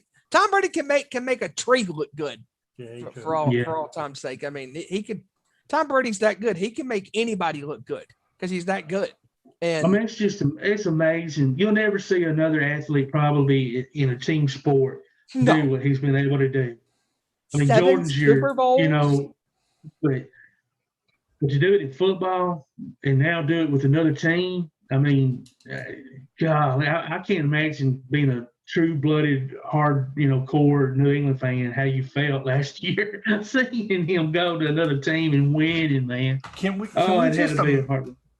But I mean, if you go compare Green Bay's roster to a roster like Tampa Bay. I mean, just Tampa Bay's tight end core: Cameron Brate, OJ Howard, and Rob Gronkowski. Yeah. Mm-hmm. Yeah. And then receivers, you got Mike Evans, Chris Godwin, Antonio Brown, Scotty Miller. Running backs, you got Leonard Fournette, Ronald Jones. And then Brady is sitting there playing with the backups of Blaine Gabbert, Ryan Griffin, and Kyle Trask. And the fact that he has a ring is just that's crazy. I know. Gabbert has a ring because of Brady. Mm-hmm. And he's not really shown many signs of slowing down. I'm sure he already said he's got off the ball, but he's got two more fingers that can have rings. There you go. I love that. There we Could you go. imagine? I You mean, can always he can always get a thumb ring. He said, I got 10 fingers. 1 is reserved for my wedding ring, and 7 have rings. I got 2 more fingers that can hold a ring. Nice. That's awesome. That's awesome. I mean, you know. Did you see what Peyton said this week? What's up? That if it wasn't for Olivia Manning, Tom Brady would have 11 championships right now. If it wasn't for his mother, that Tom Brady would have had 11 championships by now. Because if she had not given birth to Peyton and Eli, Tom would have had like 4 more championships. Oh my God, that's great. I mean, to be fair, I mean, in those 2 championship games, especially in the AFC title game in 2006, I mean, Peyton was on the sideline just praying to the God and going, "Dear God, I know Tom already has 3 championships, but could you please grant us this one chance to get a championship?" Just one. And Brady threw the pick against Jackson. But I'll tell you right now, Eli just pulled it out of his butt. Eli Manning is the one person I wish had never won a Super Bowl in his entire career. If he'd have got injured on the first play of his ever NFL career and been out for the rest of his life, I would have been a happy person. That is one person I just cannot stand. Wow. Tell us how you really feel. Well, here's why I feel that way. Here's why I feel that way. When he was coming out in the draft was the same year that Pat Tillman was killed by friendly fire in Afghanistan after giving up his NFL contract. And all Eli wanted to talk about, instead of giving credit to this person who sacrificed all this money to go serve his country, all Eli wanted to talk about is, I don't want to play in San Diego. I don't want to play in San Diego. And he didn't even stop to acknowledge that what happened. And I'm just like, dude, you're a piece of shit, in my opinion. Wow. I've forgotten about all that, but it was about him. Yeah, you're right. I mean, think about it. Did you see players that got drafted by teams going, "Oh, I don't want to go there"? No, they were dealt the card that they were dealt. I mean, Drew Brees went to San Diego for a couple of years. Well, he was dealt the cards that he was dealt. He had some good years. It happens a lot that players don't go to the team that want. Like, you'll see a lot of teams will draft somebody and then they immediately get traded, or their picks get traded. What that is their agent working behind the scenes. Not putting it out on Front Street like Eli did. And that's one of the reasons I never liked Eli, is because he wanted so much attention because of his brother. And everything else. As a player, you should never leave that up to your agent to work that in the back room, but you don't ever want to come out publicly with something like that. It makes yourself people sour quick. It makes yourself look petty, exactly. And not only that, but what if all of a sudden the only team that wants you or has the money for you is that team you said you don't want? Exactly. Yeah. And now you're going into an area where the fans don't like you. Yeah, they don't forget. What if all of a sudden you're a bust in the NFL and the only team that'll take you is that team you said you didn't want? Now you run the risk of not having a job. Right. Yeah. You can burn the bridge right out of the gate. Now, I will say this. The one time a player talked shit about another team publicly, I have to fully endorse. And it was when Ken Griffey Jr. was asked, what if the Yankees wanted you? And he said, if the only team in baseball that wanted me was the New York Yankees, I would retire. I forgot about that. Yeah. So I have to publicly support as a card-carrying Red Sox member. Anytime you throw shade on the Yankees, I have to fully support. Well, I know some fellow Massachusetts boys out there, Kevin in Massachusetts and Ray out there in Massachusetts and Ryan, out there in Massachusetts. I mean, they support those sentiments because the Yankees won all of those World Series all those years, and Boston obviously broke that curse in 2004, and that right there was the start of these curses in sports being broken. I mean. That's kind of why it opened up the gate for everybody else. 2004, when we made that comeback down 3-0 against the Yankees in the LCS. Yup. And we had Tanyan Sturts on our show back in March, and that was a great conversation with him, and just such a cool dude. I mean, just very laid back, and I love talking to that guy. And he even said, hey, they were the better team. We had chances to win those games, and we didn't. Oh yeah, I mean, you think about it. When Schilling had the bloody sock, and And then they were down going into the ninth, and those big home run blasts, and David Ortiz, and all those other guys, Johnny Damon, and then the very next year, what's the Yankees do? They go and buy Damon. Yeah, that's right. Yeah. That's one of the best commercials ESPN ever did, Sports Center commercials, that one where Big Poppy's sitting in the conference room. Do y'all remember that? And I can't remember what they're talking about, but anyway, you just happened to put on the Yankees hat, and then the Red Sox mascot. Yeah, the Red Sox. No way. Yeah, and I was like, no. Yeah. That was one of the best commercials ever. Yeah, no, it's very interesting. And I know, are we ready to segue into our Major League Baseball topic? Yes, we are. So, we're talking about Shohei Ohtani, breaking Hideki Matsui's record of 32 most home runs by a Japanese player. Not only is it the most home runs by a Japanese player, he's a pitcher. Exactly. Not since Babe Ruth have you seen a pitcher with this kind of home run power. Yeah. Right. And that's what I was telling Steven. Did he not make it on the All-Star team as a pitcher and a field player? Am I dreaming? Or a DH? He's a pitcher, but he is the number 1 seed for the home run derby. That is amazing. Okay. I mean, That's crazy. He was jammed yesterday in that game, and he got out of the jam by helping his team score. I mean, that guy is just incredible. I mean, he does not give up on the play. If it's 2-2, 3-2, 0-2, 1-2. Okay, so Ohtani is the designated hitter and the pitcher. Right. Wow. And I think he made the All-Star roster in both positions. Yeah, that's what I'm looking at. I'm looking at the starters, and Ohtani is the starting pitcher and also the designated hitter. That's crazy. That is awesome. And I mean, you'd have to go back to probably Babe Ruth or all that era. Babe Ruth is the last pitcher to have that kind of power. Right. And I mean, what year was that? I don't even know. When 30? So when did he play? I'll put it this way. When he was traded to the Yankees from the Red Sox was 1918. Yep. So over 100 years ago. The infamous trade. Yep. No Nanette. God, I hate that freaking play. The infamous, going back that far, to pull off what he's done, I mean, it really is. I know this is a crazy hot take, but Ohtani might be a Hall of Famer by the time his career is done. I mean, this dude is playing. Oh, he will be, hands down. Oh, he may not be a first ballot, but he will be in the Hall of Fame just because of what he's doing. And especially if he goes on to break Barry Bonds' record. I mean, you think about it, he's halfway through the season and he's on pace for 64. The record is 77. If he gets hot. Yeah. Now, I will say this. The only reason Barry Bonds has that record is because King Griffey Jr. wouldn't move to designated hitter. If Griffey had swapped from a center fielder to a designated hitter to where he didn't have to play every day and all he did was swing a bat, I don't think Barry Bonds would have stood a chance. He would have got a lot more swing at the ball. He wouldn't have got injured as much. His career would have been extended another 4 or 5 years, probably. Probably the smoothest swing of any baseball player I've ever seen. Now, it's going to be very interesting to see if a pitcher wins the home run derby. Wouldn't that be crazy? Can you imagine if that happens? I mean, that'd be great.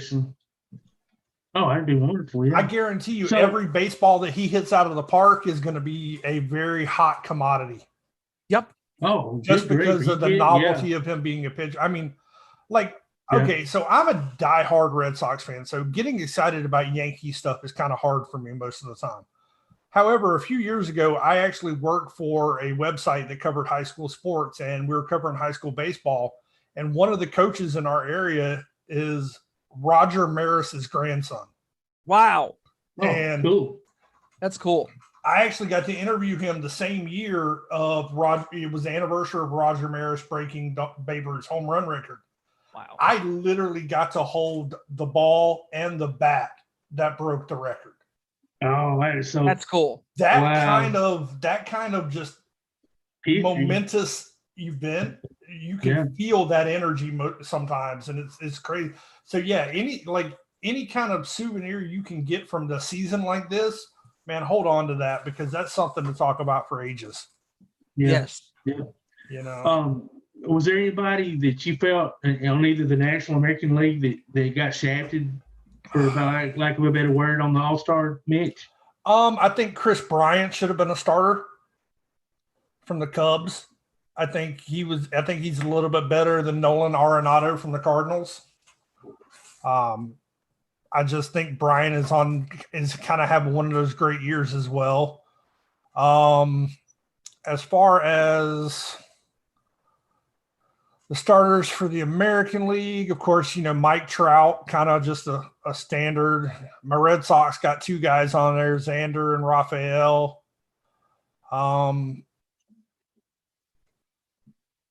I think Altuve should have made a starter. I think he'd have been a better starter at second base. It kind of surprised me a little bit. Yeah. I can't really bitch about Ohtani being selected as a designated hitter the year he's having. I mean, even though my guy JD Martinez, was a reserve for that designated hitter position, you can't take it away from Ohtani. No, not year he's having. Yeah.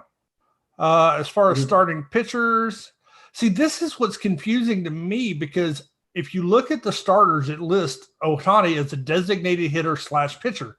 But if you go down to the list where it says starting pitchers, Ohtani's name is not listed there. So I'm wondering if he's going to be more of a designated hitter just for the show of it.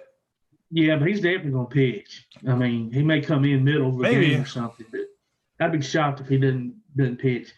To be able to have that opportunity to have that one guy to be able to do both, they can't pass up on that. And not only that, but the one thing we're not mentioning with Ohtani, this guy is a pitcher and he's a hitter, and that right there is a deadly weapon because the fact that he is a pitcher and he knows the pitches because he's a pitcher. Yeah, it is, and it's not. It's only a deadly combination every other 5 days. Yeah. That's the problem. That's why Babe Ruth stopped being a pitcher and went to a first baseman, was so that way they could put him in the lineup every day. Yeah. So I'm wondering if we're going to see that with Ohtani, if they end up just swapping him to designated hitter. So. I don't know why they couldn't use him when he's not. I don't know. I guess they could list him as a designated hitter on his off days, but I'm not sure if there's a rule against that in the the Players Association where pitchers aren't forced to play on their off days. Yeah, the union may have something. Yeah. And plus, too, you want him to have a little rest, I guess, in between starts. But man. I just came across an interesting article. Guess who's going to be the Miami Marlins' new manager next year? Who we got? Don Mattingly. Whoa! Yep. He's been there before, right? Yep. He's returning as the manager for the Marlins in 2022. Wow. Well, interesting. No. Yeah. It is very interesting. So I kind of want to switch gears here a little bit. Right. Baseball talk to the Ultimate Fighting Championship. Oh, let's go. Because, man, this Saturday night, UFC 264 is going to be one for the ages. And, oh, buddy, Conor McGregor. That's all I got to say. The king is back, baby. I told Steven off air before the show started, to me, it's worth the price just to see him come out with an entrance and hear Buffer, call his name out in the ring, man. It's so, I just get super hyped. Oh, no, the fact that fans are going to be there? Yes. And it's going to be packed, man. Dude. It's going to be so loud. You thought that crowd at UFC 261 was loud because it was the first crowd back in any capacity for the first major event since the pandemic. Man, when Bruce Buffer announces Conor McGregor's name, that place is going to come unglued. Oh, I can't wait for the weigh-ins. Oh, yeah. That's tomorrow night, I think. That card Saturday night is going to be amazing. I mean, I know it's a couple of days away, but my God, is that card stacked. Who you think is going to take? Who you think is going to be fight of the night? Oh God, that is such fighter of the night. There's a lot of good ones on this card. I can tell you without a doubt who I think it's going to be. Who do you got? I think Sugar Shane O'Malley. Nice. You think? I think because he's already came out this week and said, I don't change in fights. I change careers. Oh, like wow. he goes in there to put on a show. Yeah. Like he don't predict rounds like Conor does. He predicts knockouts. Yeah. Like he's like, I'm going to walk off knockout. Bam. I mean, this kid is just a beast of power, and he's finally getting to fight at 135 like he wanted to, and I mean, like eventually I got a feeling if Conor can go back on his winning ways, we're building up to an O'Malley Conor fight, and the amount of smack talk that's going to happen in that event is going to be just unprecedented. That's what's so much fun about Conor. This is entertaining leading up to the fight with him as it is once he gets in the octagon. I for some reason don't feel like that he's going to be able to win. I think Poirier's going to get him, but I hope not because I love Conor, and I would love to see him and O'Malley. That would be both of them win. That should be the next big fight because. Them two, like you said, talking trash leading up to an event would be huge. Here's the reason I don't think Conor's going to lose is he did an interview this week and he said that the last time he fought Poirier, his camp was mostly all boxing because he was training for a match with Manny Pacquiao for a charity event. Mm-hmm. And this camp has been 90% focused on mixed martial arts. So I don't think Dustin is going to get away with those leg kicks that he did last time. I think Conor's going to be able to check him and keep him, the damage minimalized. I think Conor's going to catch him sleeping. I don't think Dustin is going to give credit to Conor's power. And I'll be honest with you, you could very much see another Jose Aldo incident where Dustin just comes in charging and Conor just catches him with that left. Mm-hmm. So, I mean, it could end very quickly or it could go all 5 rounds. I don't know. But they have said that if Conor or either one who wins, probably the next fight on the horizon is Barbosa for the championship. That would be sweet. Which I'll be honest with you, I did not see Barbosa beating Michael Chandler. No, I didn't either. Michael Chandler looked like a damn beast the way he beat Dan Hooker. Yeah. Mm-hmm. But then again, you got Justin Gaethje still laying around out there too. Yeah, that's the thing with UFC. The styles, are so different, and the guys through the years have gotten so much better at adjusting. If they were ground, they just were ground, but now they're all more capable of boxing and taking it to the ground if they have to, standing up if they have to. But I go back to the early days when they used to have you had to win like a tournament to win the night. And UFC 1, 2 when Hoist Gracie was just running through everybody. Oh my God. Yes. Now wait, the true question is, do you remember the beast of the cage, Tank Abbott? Hell yeah. I saw him. There was one where he literally was kneeling on this guy's neck, smiling at the camera. He was brilliant. I told the guys before I was at UFC 10. Yeah. And that was when Mark the Hammer Coleman made his debut. Yep. And Tank Abbott was suspended. Yeah, Abbott was suspended, but he was doing commentary. And Dan Severn was there that night. I can't even tell you who all, but can we just talk about the fact that former NFL player Greg Hardy is on the main card? He's the third fight before you got him. Yeah. Then Gilbert Burns and Wonderboy Thompson, and then Dustin and Conor. Yeah, and I can't say that guy's name. I think it's Tuivasa. Tuivasa, yeah. And that's going to be a good fight, but I think Hardy's going to take him out. I don't know, man. Tuivasa's got power. Tuivasa's going to win that fight. He does. You think so? Gilbert Burns and Wonderboy Thompson's going to be that's going to be and that right there is a very important fight between Thompson and Burns. I mean, that is going to shape the welterweight title picture, right then and there. I mean, those two are very skilled at what they do. in the octagon. And man, I mean, I don't know, man. I mean, if I'm a betting man, I'm going to go with Wonder Boy on this one. Yeah, it's going to be good. The O'Malley fight had a little bit of drama this week because the guy he was originally supposed to fight withdrew due to a staph infection. Ooh. So I didn't know that. They replaced him with Chris Moutinho, who's making his UFC debut. So this is an unknown guy that O'Malley's going against. That'll be interesting. Yeah. Not much time to prepare then. Yep. And Colby Covington's also on the card as well. Yeah. Oh, I didn't even see his name. Yep. Colby Chaos Covington is going to be on the card. Who's he fighting? Who's he fighting? What's his? Oh, let me look it up. Hold on. Huh, I sure don't see it. I don't think he's fighting. I didn't see his name. Now, I didn't look at. There's like early prelims, but I can't imagine him being. No, like he's not on the freebies. No, he's not on the card. I don't think he's listed. Okay, gotcha. You might have saw Carlos Condit. Carlos Condit's on the main card or the prelims. He's the main event of the prelims.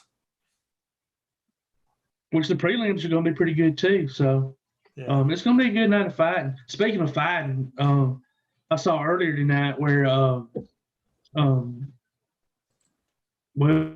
Fury looks like he's going to have to postpone the July fight against what's his name? It's right here in Tuscaloosa. Deontay Wilder. Yeah, Wilder, Deontay. A lot of people in Fury's camps got COVID, so they're looking at moving that fight to September now. But I'll tell you right now, UFC 265 is going to be a banger too. Derek Lewis versus Surreal Gain for the interim heavyweight title. Yeah. I mean, I was listening to Sirius XM the other day. I think it was Jerry Cooney's show. I was kind of flipping through there. And they were talking about how, boxing had been down for quite a while, but now, man, it's back and it's overtaking MMA. No, guys, I don't see that, do you? I don't either. And a lot of people are saying that because of the popularity of these YouTuber fights and everything and how they're getting all these viewers. That's nothing. Yeah. But I'll tell you right now, man, that whole Mayweather-Logan Paul fight, I have never seen a more drawn-out session to call out one man than what that whole thing was. Because all that is – because Logan Paul, from the very beginning of this, said he wanted to fight Conor McGregor. Yeah. So him fighting Floyd Mayweather and going to a draw gives him one up on Conor because he didn't lose to Floyd. Yeah. Conor did. So like anybody who didn't see all this shit coming is just ridiculous. Yeah. But I mean, it's I don't know, man. These guys are making a joke out of boxing. Like, back in the day when you had Tyson and those guys, YouTubers didn't dare step into that world. Lord, no, they got killed. I mean, you think about it, Lennox Lewis, Razor Riddick, Buster Douglas. Then not only that, but you go to when the Klitschko's were dominating the heavyweight scene. Yeah. Then I'll tell you right now, put either Logan or Jake in the ring with Vasily Lomachenko. Dude, that dude is just a beast. I mean, he was like 149-0 as an amateur. Yeah. I mean, I think honestly, Logan and them are just making a joke out of boxing all together. I just got tickled when Clooney said that though. I mean, I audibly laughed out loud. I was in the car by myself and I thought, man, you're crazy. I know you want to stick up for your sport, but no, it's not taking the MMA over.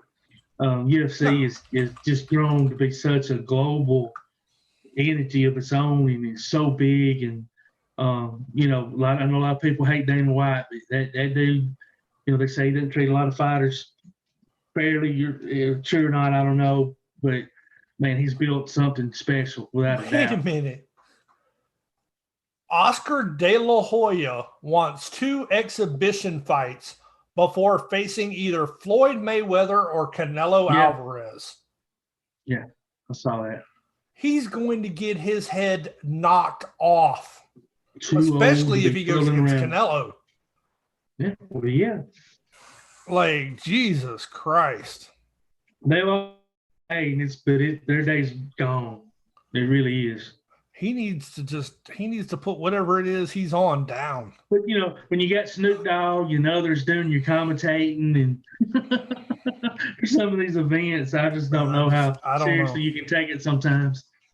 I don't know. But to be fair, I did enjoy Snoop Dogg at the don't get me wrong. Yeah, it's great. It's great entertainment. I'm just saying. Yeah, it's just. But as far as the Logan Paul fights that he's had the last couple of months, give me a break. It's a joke. Well, like that Jake Paul Ben Askren fight, that was so staged, it was ridiculous. Yes. No. I mean, you look at the way he fought off Jorge Masvidal after taking that knee, and you're telling me Jake Paul had enough power to put him out in one shot? Yeah. Get out of here. It's crazy. I love Jerry Cooney to death, but dude, I'm sorry. MMA is not going to lose to boxing right now. Boxing is a complete joke. And this is a proven fact why. Because this Saturday night, UFC 264 is going to be sold out. Sold out. And 100%. There's no telling what the buy rate will be for the pay-per-view either. It's going to be huge. Oh, well, I mean, Dana White's already said he's expecting this to be the biggest pay-per-view of all time, even bigger than Conor and Khabib and Conor and Jose. I mean, there's a trend if anybody's paying attention here. Yeah. Conor and whoever, Conor and insert fighter A. Yeah, it's going to always be a draw, always. So and for good reason, man. I love watching that dude fight. Well, the thing about it, he understands what the showman part of the fighting game is. He knows how to make it interesting. And he also knows the more hype and controversy he can create, the more money he's going to put in his and the other fighters' pocket. Absolutely. Does a great job at it. I'm very interested to see, there's one topic that we didn't get, we didn't cover, I don't know if you guys have talked about before. Is the new NCAA rules regarding whether players being able to be paid and stuff like that. I'm wondering if this is going to open the door for fighters to start fighting at a younger age and getting paid for it and still being able to wrestle in college and stuff like that. You know what? We totally didn't. We totally forgot that last week. That was a huge story that broke last week, and we totally missed that. So thank you for bringing that up. That's a huge thing for college athletes. But talking about wrestling and somebody like a wrestler getting into MMA and getting paid, is that what you're talking about, man? Yeah. There's got to be, if football can't play at a certain age in the NFL, there's got to be some sort of regular. I don't want to see a 16 or 18-year-old young man getting the octagon with a 25-year-old. Well, no, that's not what I'm saying. I'm saying if they create a new division for these 18 and unders to start fighting and actually being paid if they win and stuff like that, not like they're going against the main pros or anything like that. Right. Okay. I'm saying like on the minor league level where they're fighting their same age group, but they're getting paid. Because that was the big thing for the longest time is you could compete in your sport outside of sanctioned athletics, but you just could not be compensated for it. Exactly. Now they're opening the door for that to be a possibility. That's a great point, a good question. I don't think they've addressed it. If they have, I didn't see it. But no, they haven't yet. But I think it's going to take it happening. The whole thing, anyway. I mean, I understand that these universities are getting paid because of money through advertising and other ways, but they project it like the athletes are getting nothing, when in fact they're getting quite a bit. I mean, I don't know. It depends. They are and they're not. I see your point between the scholarships, the housing, and stuff like that. All that aside, I mean, the benefits they get just from being a part of the program. I mean, if you get your degree, you could be a third-string lineman at Alabama, and if you get your degree in accounting, somebody's going to hire you in the state of Alabama because, oh my God, you played for Nick Saban in the University of Alabama. And I understand that, but compare that to the millions of dollars in licensing that the colleges get from a game like NCAA football. Right. To be able to use your likeness in that game, and they're getting compensated, but you're not. Mm-hmm. I don't think they should get millions of dollars a year for it. I think they should be compensated for their likeness. But that's the thing. Have they limited it? Because I haven't seen. I'm sure they will. I'm sure they will. Because here's my issue with this. As far as I don't mind these kids getting paid in a way, but at the same time, college has always been about these kids going out there and having fun, because the passion that these kids have always had for the game of football, basketball, no matter what sport it is, these kids went out there, dude. Every time those kids went out on the court or on the field and did their thing for the love of the game, they wanted to succeed. I mean, look at the Clemson team that beat Alabama a couple of years ago, and Watson drove his team down the field. Dude, he had ice water in his veins because these kids cared about the game. And I understand why these kids want to get paid in a certain way, but at the same time, I think that's also a problem, because the passion for the game to me is going to go away for some. Well, I think what you're going to see is players coming out of high school are going to be more attracted to the mainstream schools. Because it gives them more exposure. Now, I found an interesting article from BYU where they're talking about any athletes that are seeking to profit off of their name, image, and likeness still must follow the university's honor code standards, which prohibit alcohol, tobacco, and even coffee. So these colleges are already starting to address this, going, you can do this, but these are X, Y, and Z that you still have to follow. Well, and the silliness of some of it is, like, right out of the gate here in Alabama, Auburn's quarterback, slipping my brain, played at Scottsboro. Anyway, oh my goodness. Milo's Tea. I don't know if y'all have Milo's Tea where y'all are at. I don't know if it's a Southern thing or if it's all over the country. But anyway, Milo's Tea's big in the South. I love Milo's Tea. Anyway, he was one of the first athletes to be announced, getting sponsored. And then you had Alabama fans getting on Twitter saying, well, that's the last Milo's Tea I'll ever drink again. Oh, yeah. Which is just, I'm like, oh my God. Kidding me? I love Miles. I don't care if they sponsor the whole Auburn football team. I'm going to drink it. But I just wonder if it's going to cause animosity amongst teammates. You know, you've got a running back, a quarterback, a wide receiver, a DB, whoever it might be, getting sponsored and getting paid some pretty good money, but then linemen aren't getting paid anything, right? Nobody's, I mean, you know what I mean? Like, you know, like, why should I block for you, dude? You know, I'm not, you know, you're not sharing none of your Milo's money with me. I don't want it to open up doors where it hurts the amateur, the camaraderie between the players, you know, the goal of playing together as a team and winning. And I'm not saying they don't deserve something. They all deserve a little something, but, you know, you got to, you know, the second string lacrosse players not getting squat. You know, the backup first baseman, softball, baseball, they're not getting squat. I mean, so – yeah, I don't know. I don't know where it begins and ends.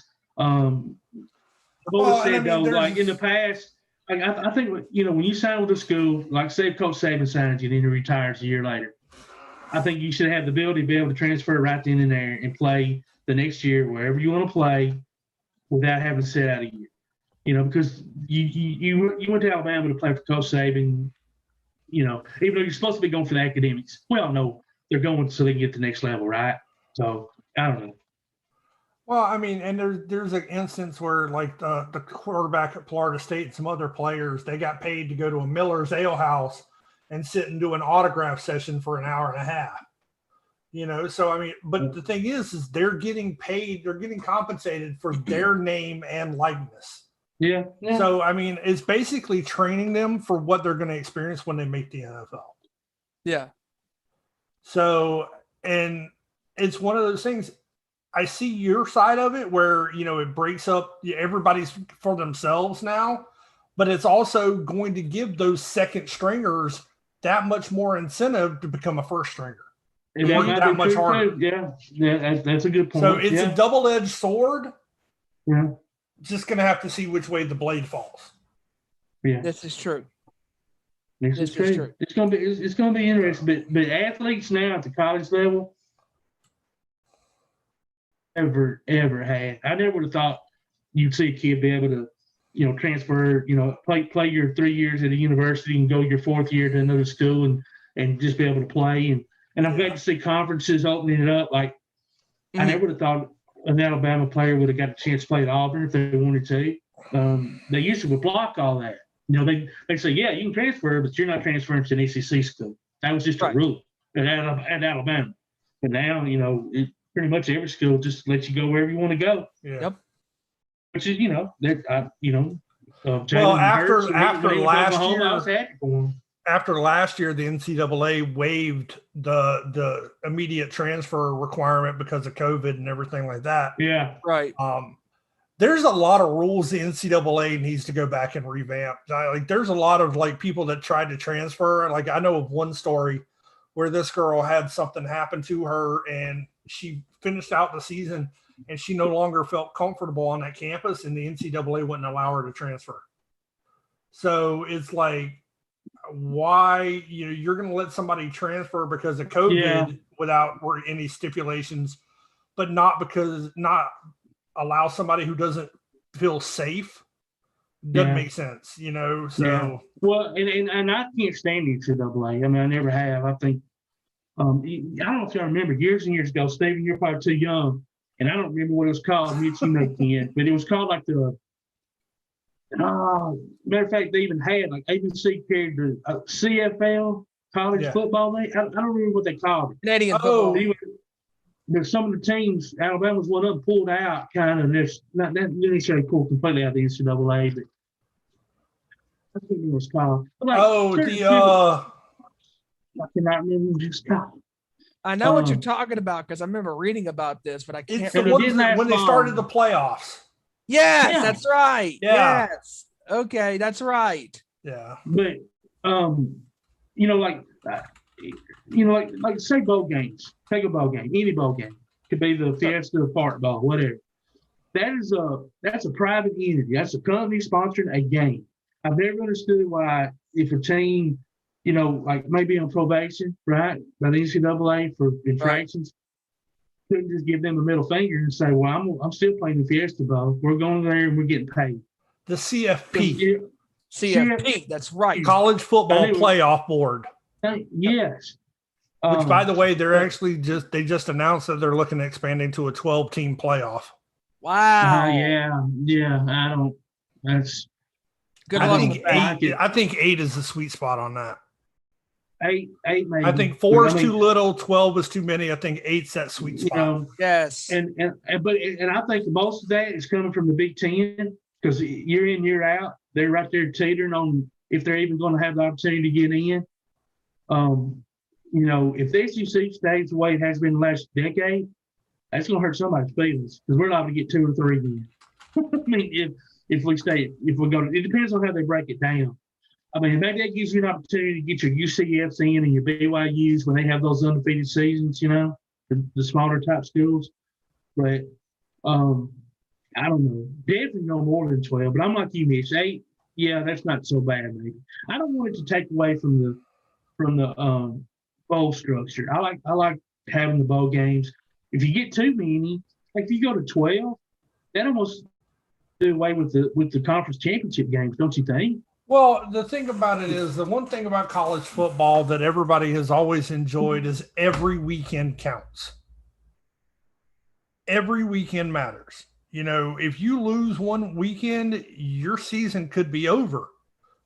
So by adding 12 teams to a playoff, it kind of takes that away because you could lose one game and still be in the top 12. You could lose 2 games and still be in the top 12, depending on how everything shakes out, Yeah. So, don't get me wrong. As a Florida Gator fan, I loved the years where the national championship came through Florida. If Florida State, both teams were in the hunt, and whoever won that game, you could pretty much bet was going to the national championship. Yeah. And then there was the years where it was, if you're in the SEC, you're guaranteed a shot at the national championship because it's Alabama, LSU, Auburn, Florida. It was just a rotating door there for a while. And now it's the ACC has kind of stepped up and taken over. So, I mean, I like the fact of that any given Saturday mentality, because it's like in the NFL, the first 8 weeks, 9 weeks, 10 weeks don't really matter. It's what's the record at that 10-week mark? Because you got 6 or 7 weeks left. Yeah. So I like the fact of every weekend counts. So by adding too many teams, it waters that down. Yeah. 8 teams, that's your conference champions. There's about 8 major conferences. Yeah. All 8 champions go into a playoff. Top 5, or you can do the top 5, major 5, and then have the 3 open spots for your, UCF or the world and whoever. You could have, your top 5 in the rankings, and then your runners up. You vote the next 3 runners up into your conference championships. I'm sorry, go ahead. No, I'm firmly in favor of something like that. I just don't want to see that competitiveness of every weekend matters watered down. Yeah, because college football is probably the only sport left standing where you're right. Every week matters. It matters. Exactly. Well, the only other type of sports that matters are things like MMA and boxing, where it's one fight at a time. It's not a season. Right. Where it's one game at a time. It's not a season type aspect. Any other time where it's a season, you've got all season to make up ground. As long as you make that magic number to make the playoffs, you got a shot at a championship. Mm-hmm. Yeah, I get it. College football, no, it's not that way, man. You got one game each week to prove you deserve to be there, and if you lose that game, you may never get another shot again. Yeah, and over the years, it's not as bad now as it was when they first went to the BCS. But not only win, but did you win by enough? Did you beat that team down? Oh yeah, man. I love when it was like margin of victory, caliber of opponent, all that stuff. Yeah. Because you have to take that in consideration. Yeah. Right. Without a doubt. Right. Yeah. I mean, talking about that, I mean, it's like, the margin of victory. It's like, in football and basketball, especially with, the tournament style of play. I mean, you have to win that one game in the basketball tournament, because if you didn't, I'm sorry, you're done. Yeah. You're done. I mean, look at Gonzaga. Look at Gonzaga this year. We talked about it briefly earlier this year on the sports show, but Gonzaga had that one game where if they would have won that game undefeated. Yeah. Isn't that something else? One game, and they lost it. No series, one game. That's why I think college basketball's this parity of sport, of play, and I mean, you just don't know. You can watch the box scores, the ticker going across ESPN and see where UNC Charlotte beats, Virginia, or you know what I mean? It's crazy. Duke teams last couple of years that Duke would have never lost 10 years ago, but there's so many good basketball players out there now, and with teams like Gonzaga that when you look at their roster, it's two or three seniors and a junior, maybe a sophomore. They're able to do that, but now you got these one and done. Kentucky is just not working for them. And I think Calipari's going to start maybe lowering his, instead of going out and getting that 1-year 5-star and hoping he can just make them gel. I think he's going to change it up a little bit, and even Krzyzewski, he kind of got caught up in it too, and that was surprising to me. But which I was glad, because I'm a big UNC fan. So yeah, which we're having our own struggles. But. I do want to take a moment to congratulate the Lightning on their back-to-back NHL championship. Absolutely. And the funniest part of this entire Stanley Cup playoffs that I saw was, I guess Montreal was talking smack on Twitter about, even if you win tomorrow, we still have X amount more championships. And Tampa Bay's response was, your last championship was 21 years ago. Most of your championships are now qualified for Social Security. I was like, that's great. That's great. That's good smack talk right there. Yeah, that is great. That's very good. And everybody's already in Tampa yelling at Tom Brady to make sure he doesn't throw the Stanley Cup trophy like he did the Super Bowl trophy. When he did that, I said, I'm like, just keep him from getting on a boat drunk, and he won't throw trophies. Yeah, he won't throw nothing. Oh, that was so good. Yeah, when he did that, I was like, what are you doing, Tom? I mean, I get it. I know you're happy, but Jesus Louise, come on. You can't have too much fun. Well, what's funny is Tampa Bay has just repeated as back-to-back Stanley Cup champions but they're not favored to win the cup next year. Oh, give me a break. The Avalanche and the Golden Knights are favored for the 2022 cup. Are you kidding me? And this team went back to back. The third team to do it in the last 30 years since Detroit and Pittsburgh last did it. And as far as I know, I read up on it. It seemed like they've got pretty much. I don't think they have any major contract. No, everybody's coming back from what it looks. Yeah. So yeah, I mean they could easily three-peat. You never know. But I don't know. I know hockey doesn't get the prestige and all that of other sports, whatever. But man, if anybody's ever been to a NHL hockey game or even a minor league hockey game, to me, I used to always say basketball players were the best athletes on earth. I'm not so sure hockey players aren't. I'll say this. I've been to a fight where a hockey game broke out. I've never been to a hockey game, though.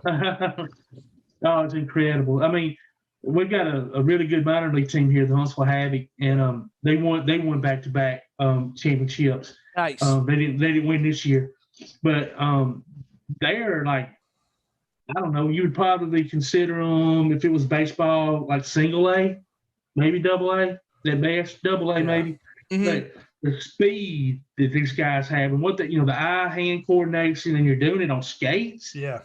Like jabbing you with a hockey stick the whole night. So it's absolutely incredible. According to Caesar Sportsbook, the Avalanche are plus 500. The Golden Knights are plus 550. The Tampa Bay Lightning are plus 600. The Boston Bruins, Carolina Hurricanes, and Toronto Maple Leafs follow up at plus 1,400. And then the Montreal Canadiens, who lost in the Stanley Cup finals, are plus 2,000 to win it all next season. Wow. So, but I mean, you got teams like the Detroit Red Wings, who were a championship caliber team for so long, are plus 20,000. Isn't that sad, man? I mean, can you imagine going out there on a lark? Can you imagine on a lark just placing $1 on a team that's plus 20,000? Yeah, why and they not? happen to win, and you get 20 grand for it, and you don't even remember it half the time. Yeah, well, no. So, but Somebody it's crazy. Mm-hmm. I mean, I can't count how many times I've won on Kentucky Derby Day and just said, "Give me $20 on the long shot." And a couple times it's paid off. A couple times, we're talking about bets right now as far as winning bets, as far as putting money on it. Okay, so we have had her on the show twice, but Danielle McCartan, who is the host on Saturday night on WFA and After Nights, who by the way does a phenomenal job at her stuff. So I love Coach McCartan and what she does for sports. She is so passionate about sports. And she put, I believe, like a $10 bet on Tampa Bay. And she said after Brady signed with the Buccaneers last year in the offseason, I think Tampa Bay is going to win the Super Bowl this year. And I'm like, and then she said if she put $10, I'm like, all right, okay. If that bet would have came true, and obviously it did, she ended up winning $750 or something like that. I'm like, good God. On a $10 bet. All right, did you hear about the streaker at the Super Bowl? Yes. So, all right, so he jumped on the stadium and did the streaking across the field and was arrested, right? Mm-hmm. Before he went, he put a bet down that there would be a streaker at the Super Bowl. Wow. Then he bought tickets. Paid for himself to get bailed out and his friend to get bailed out, and then everything else. And all in all, it cost him like $10,000 for the tickets and the jail and all that stuff. He won $86,000. Good Lord. Talk about rigging the system in your favor. You're not kidding. That is, I had not heard that. He spent literally a couple hours in jail before he was bailed out. Yeah. And then went and collected his money. Like amazing. Yes. And I know we don't like to bring up sad stuff on this show, but there was a very unfortunate incident that happened this past weekend on the 4th of July. Yep. Yeah. Oof, yeah. That was rough, man. 24 years old. Yeah. 24 years old was a kid. I had read an incredible number the day before 4th of July. It happened to come up on one of my links or something, but I can't remember how many thousands of people over the last 5 years have died from that very thing, fooling around with fireworks. Yeah. 24 it's one years. thing that's way too young. Yeah. He was good from all indication. Terrible. He was going to be a star. Yeah, he signed with Columbus as a free agent in 2017. He was from Latvia. Yeah. And, I mean, he was so well loved by all the Blue Jackets and all their fans. Yeah. And, I mean, 24 years old, takes a firework to the chest and just massive heart and lung damage. Just goes to show those things are no joke, man. Be careful when you're messing with them. Very careful. Absolutely. But when you're 24, you're a young professional athlete.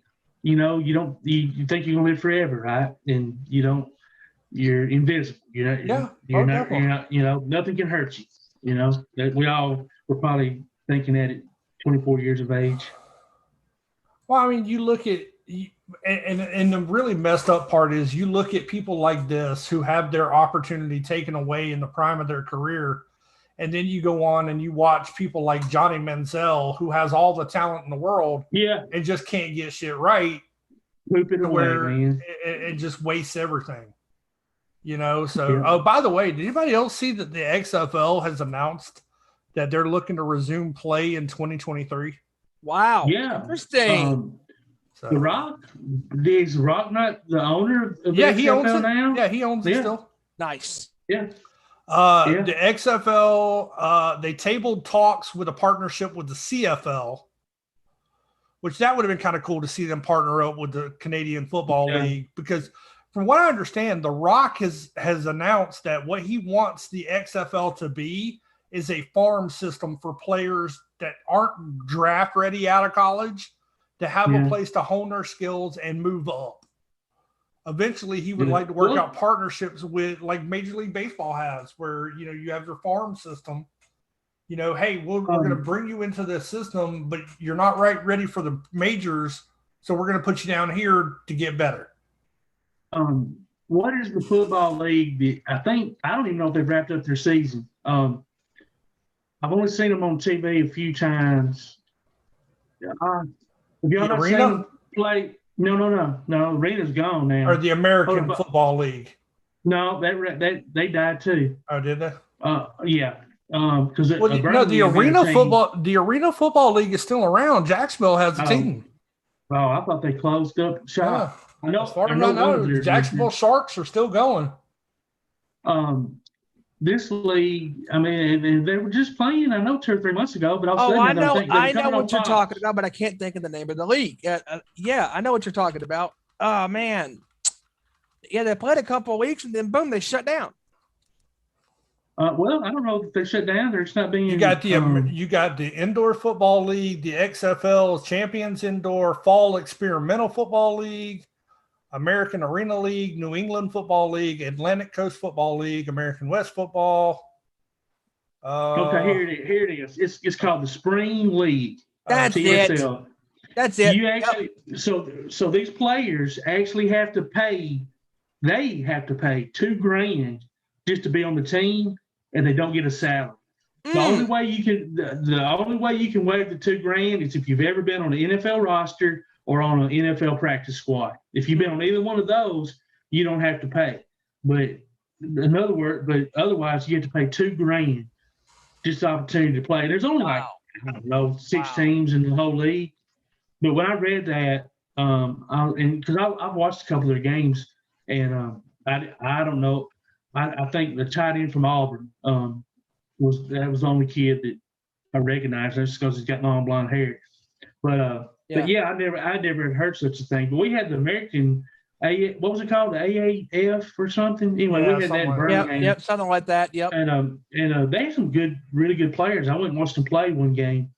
Of course, it was cool just being at Legion Field because I hadn't been there in years, where Alabama used to play. But none of these leagues seem to be able to grasp a hold. Maybe XFL can. The Rock's pretty smart, and I'm sure he's surrounded himself with smart people. Yeah. So he's liable to. That'd be cool if he could have kind of partnered with the CFL to have some stability. But so he'll figure it out. My Buccaneers are in the news. They drafted rookie cornerback Cameron Kinley, right? Well, the problem is he is also in the Navy. And he was commissioned to go serve in the Navy. And initially his request to have that delayed was denied. Well, now it's been approved, and he is now on the inactive ready reserve for the duration of his football career. So he now can go and play for the Buccaneers. So, well, but once he's done, he'll go right into active duty as an officer in the Navy. Nice. That's pretty cool. That's pretty cool. That's cool. Getting back to the UFC pay-per-view this Saturday night, as far as fight of the night, what do you guys think as far as going to be? Because my opinion, it's going to be Wonder Boy versus Burns. I think that's going to be the best. It's hard for me to bet against O'Malley. Yeah, O'Malley. I don't know. There's so many good fights. I mean, if Poirier and McGregor do what they usually do, they could easily steal the fight of the night as well. But I don't know. It's such a good card.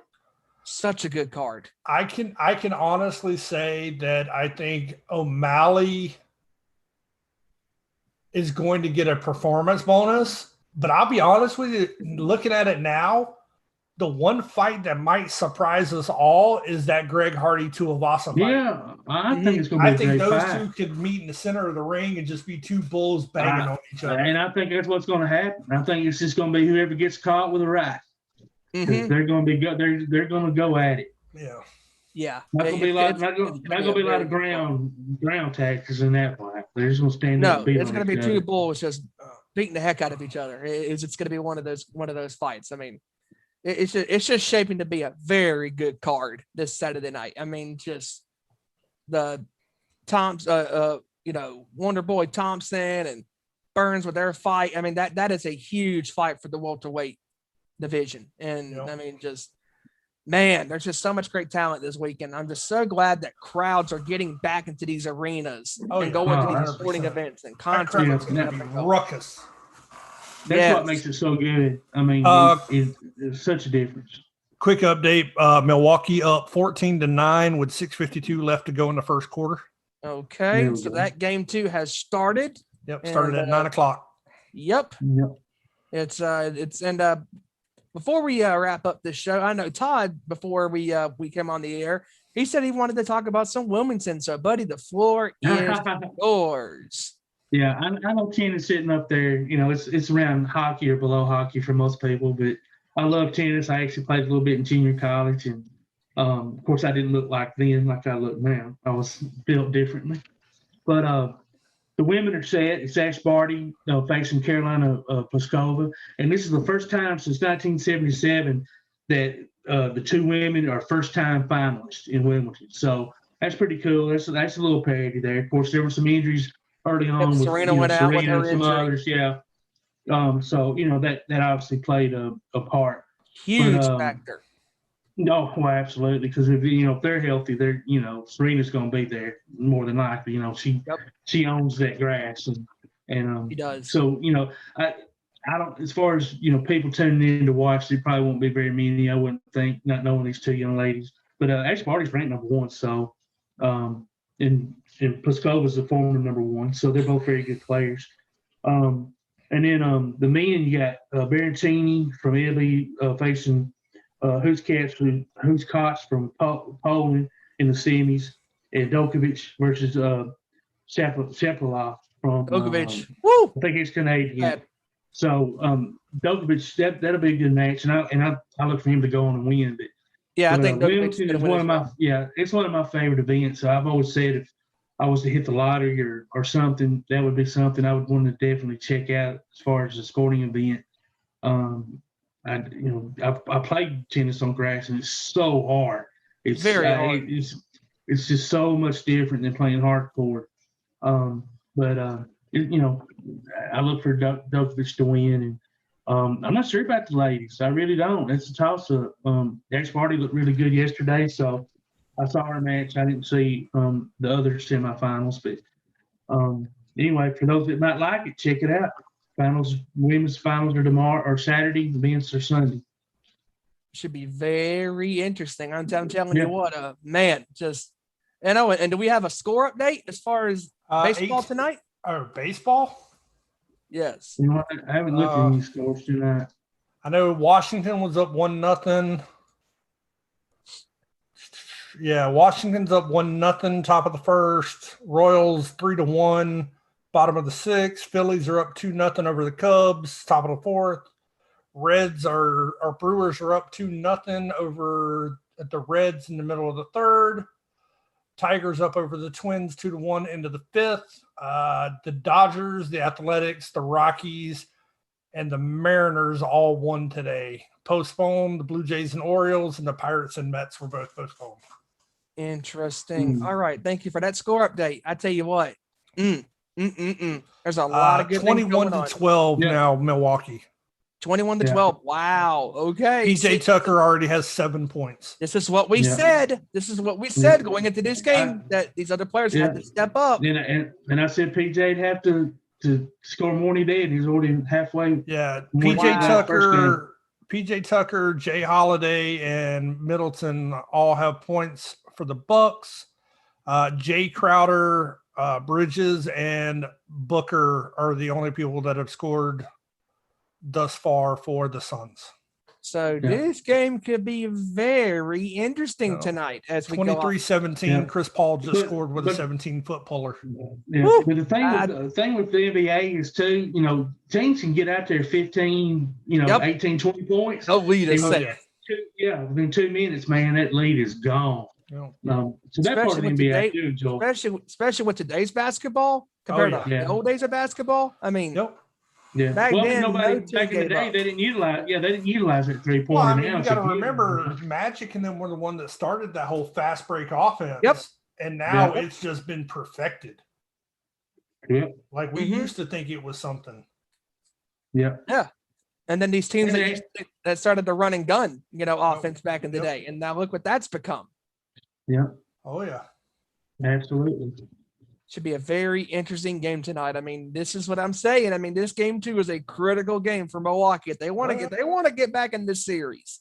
I mean, I know it's only 1-0, but 1-1 compared to 2-0 is a huge disparity. Yeah. Well, especially being able to go back home to play on your home court. So 23-20. Ooh, okay. Yeah. This is how quick the game is, and this is how quickly it can change, just like that. I mean, they were down by 9, and now that's close. No. Yeah. But this has been a lot of fun tonight, fellas. Just talking about what we want to talk about as far as the topics, and then we got off topic and talking about other stuff and just reminiscing about sports and just my God, I mean, just time flew by. I mean, I appreciate you. It don't feel like we've been at this 2.5 hours. No, it doesn't even seem like it. No. But I want to thank you guys for coming on tonight, and I want to also plug that this weekend, also on Saturday, same people, but we are rebranding ourselves. New attitude, baby. The Nation's Corner is coming at you this Saturday night, 7 p.m. Eastern, 4 Pacific. Live on YouTube and on Facebook. Join Tony Justice, join Front Row, and join Deb Housen as they will keep you up to date in the world of professional wrestling. Because, oh boy, was it a great night last night for AEW Dynamite. Absolutely. Goodness. I want in on one of those sessions, I tell you. Oh my goodness. I mean, that crowd last night in Miami was just red hot, man. I went back and watched it again today. It was so good. Oh my God. And when Tommy Inn came out, holy shit. Dude, I was blown. I love the fact that he's still selling the eye injury from Buddy Murphy. Exactly. That's what I said. That is perfect. Well, and not only that, but I'm waiting to see when WWE gets live crowds, if we see the return of the one person who could turn the tide for him right now. Brock? No. CM? No, there's only one person, and that's Becky. Oh, well, yeah. Becky. You put her. You can't have Ronda if you don't have Becky. Yeah. Becky is the key to it all. Yeah. Very and much. she's got to be, and I'm sure she's getting close, very close. Oh, And she's ready. They're just waiting for the live crowd because they don't want to waste that pop. And next Friday is the first live event for any wrestling show as far as in the WWE, with the exception of Mania. How fitting. SmackDown was the very first show to have fans in the Thunderdome, as far as at the Thunderdome. Yeah. And now SmackDown will be the very first show to have live people in attendance. And it's about damn time. Because I'm telling you, as much as the Thunderdome was cool at times, it's going to be much better. Well, Tampa Bay is like, we need our shit. Yes. And Sunday, Money in the Bank next Sunday. That should be very interesting. And Raw the next week. I'll be honest with you. Right? I think Becky is going to be the last entrant for the SmackDown Money in the Bank. Because if you remember, she went out right after Money in the Bank. That's right. How fitting. Yeah, Al handed over to Austin. So if she comes in as that last entrant in Money in the Bank and grabs the briefcase, oh my God, it's game on. Game on. Right into the bank. Yeah. Yes, it can happen. It can very much happen. I mean, it's so great to have fans back in these stands at the NBA finals and in the playoffs and AEW now being back on the road as of last night. And the WWE going back on the road next Friday, heading into the weekend for the return of their tour, as far as getting back to doing what we've all been missing and just clamoring for. And that's people being at these shows, and concerts are finally happening again.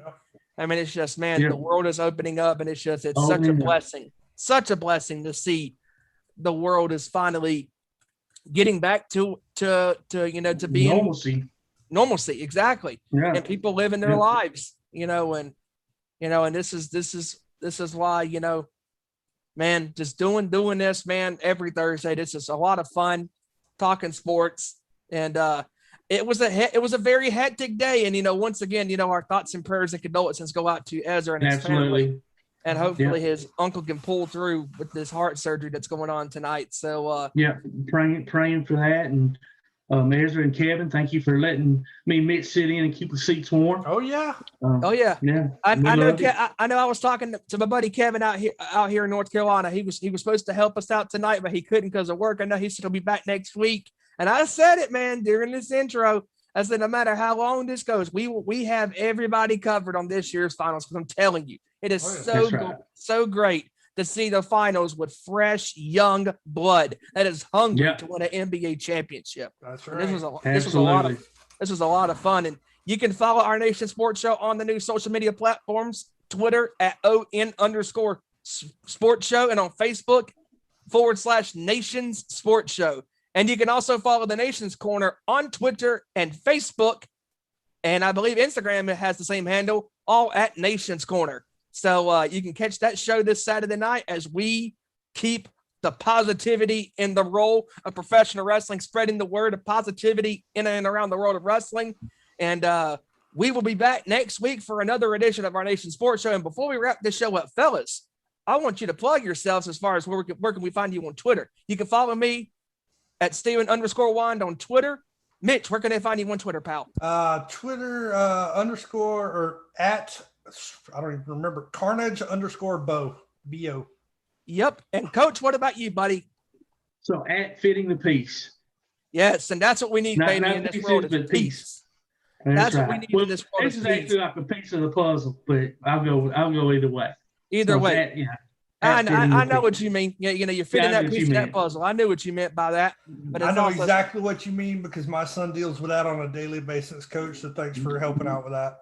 Well, mine as well. So we got something in common there.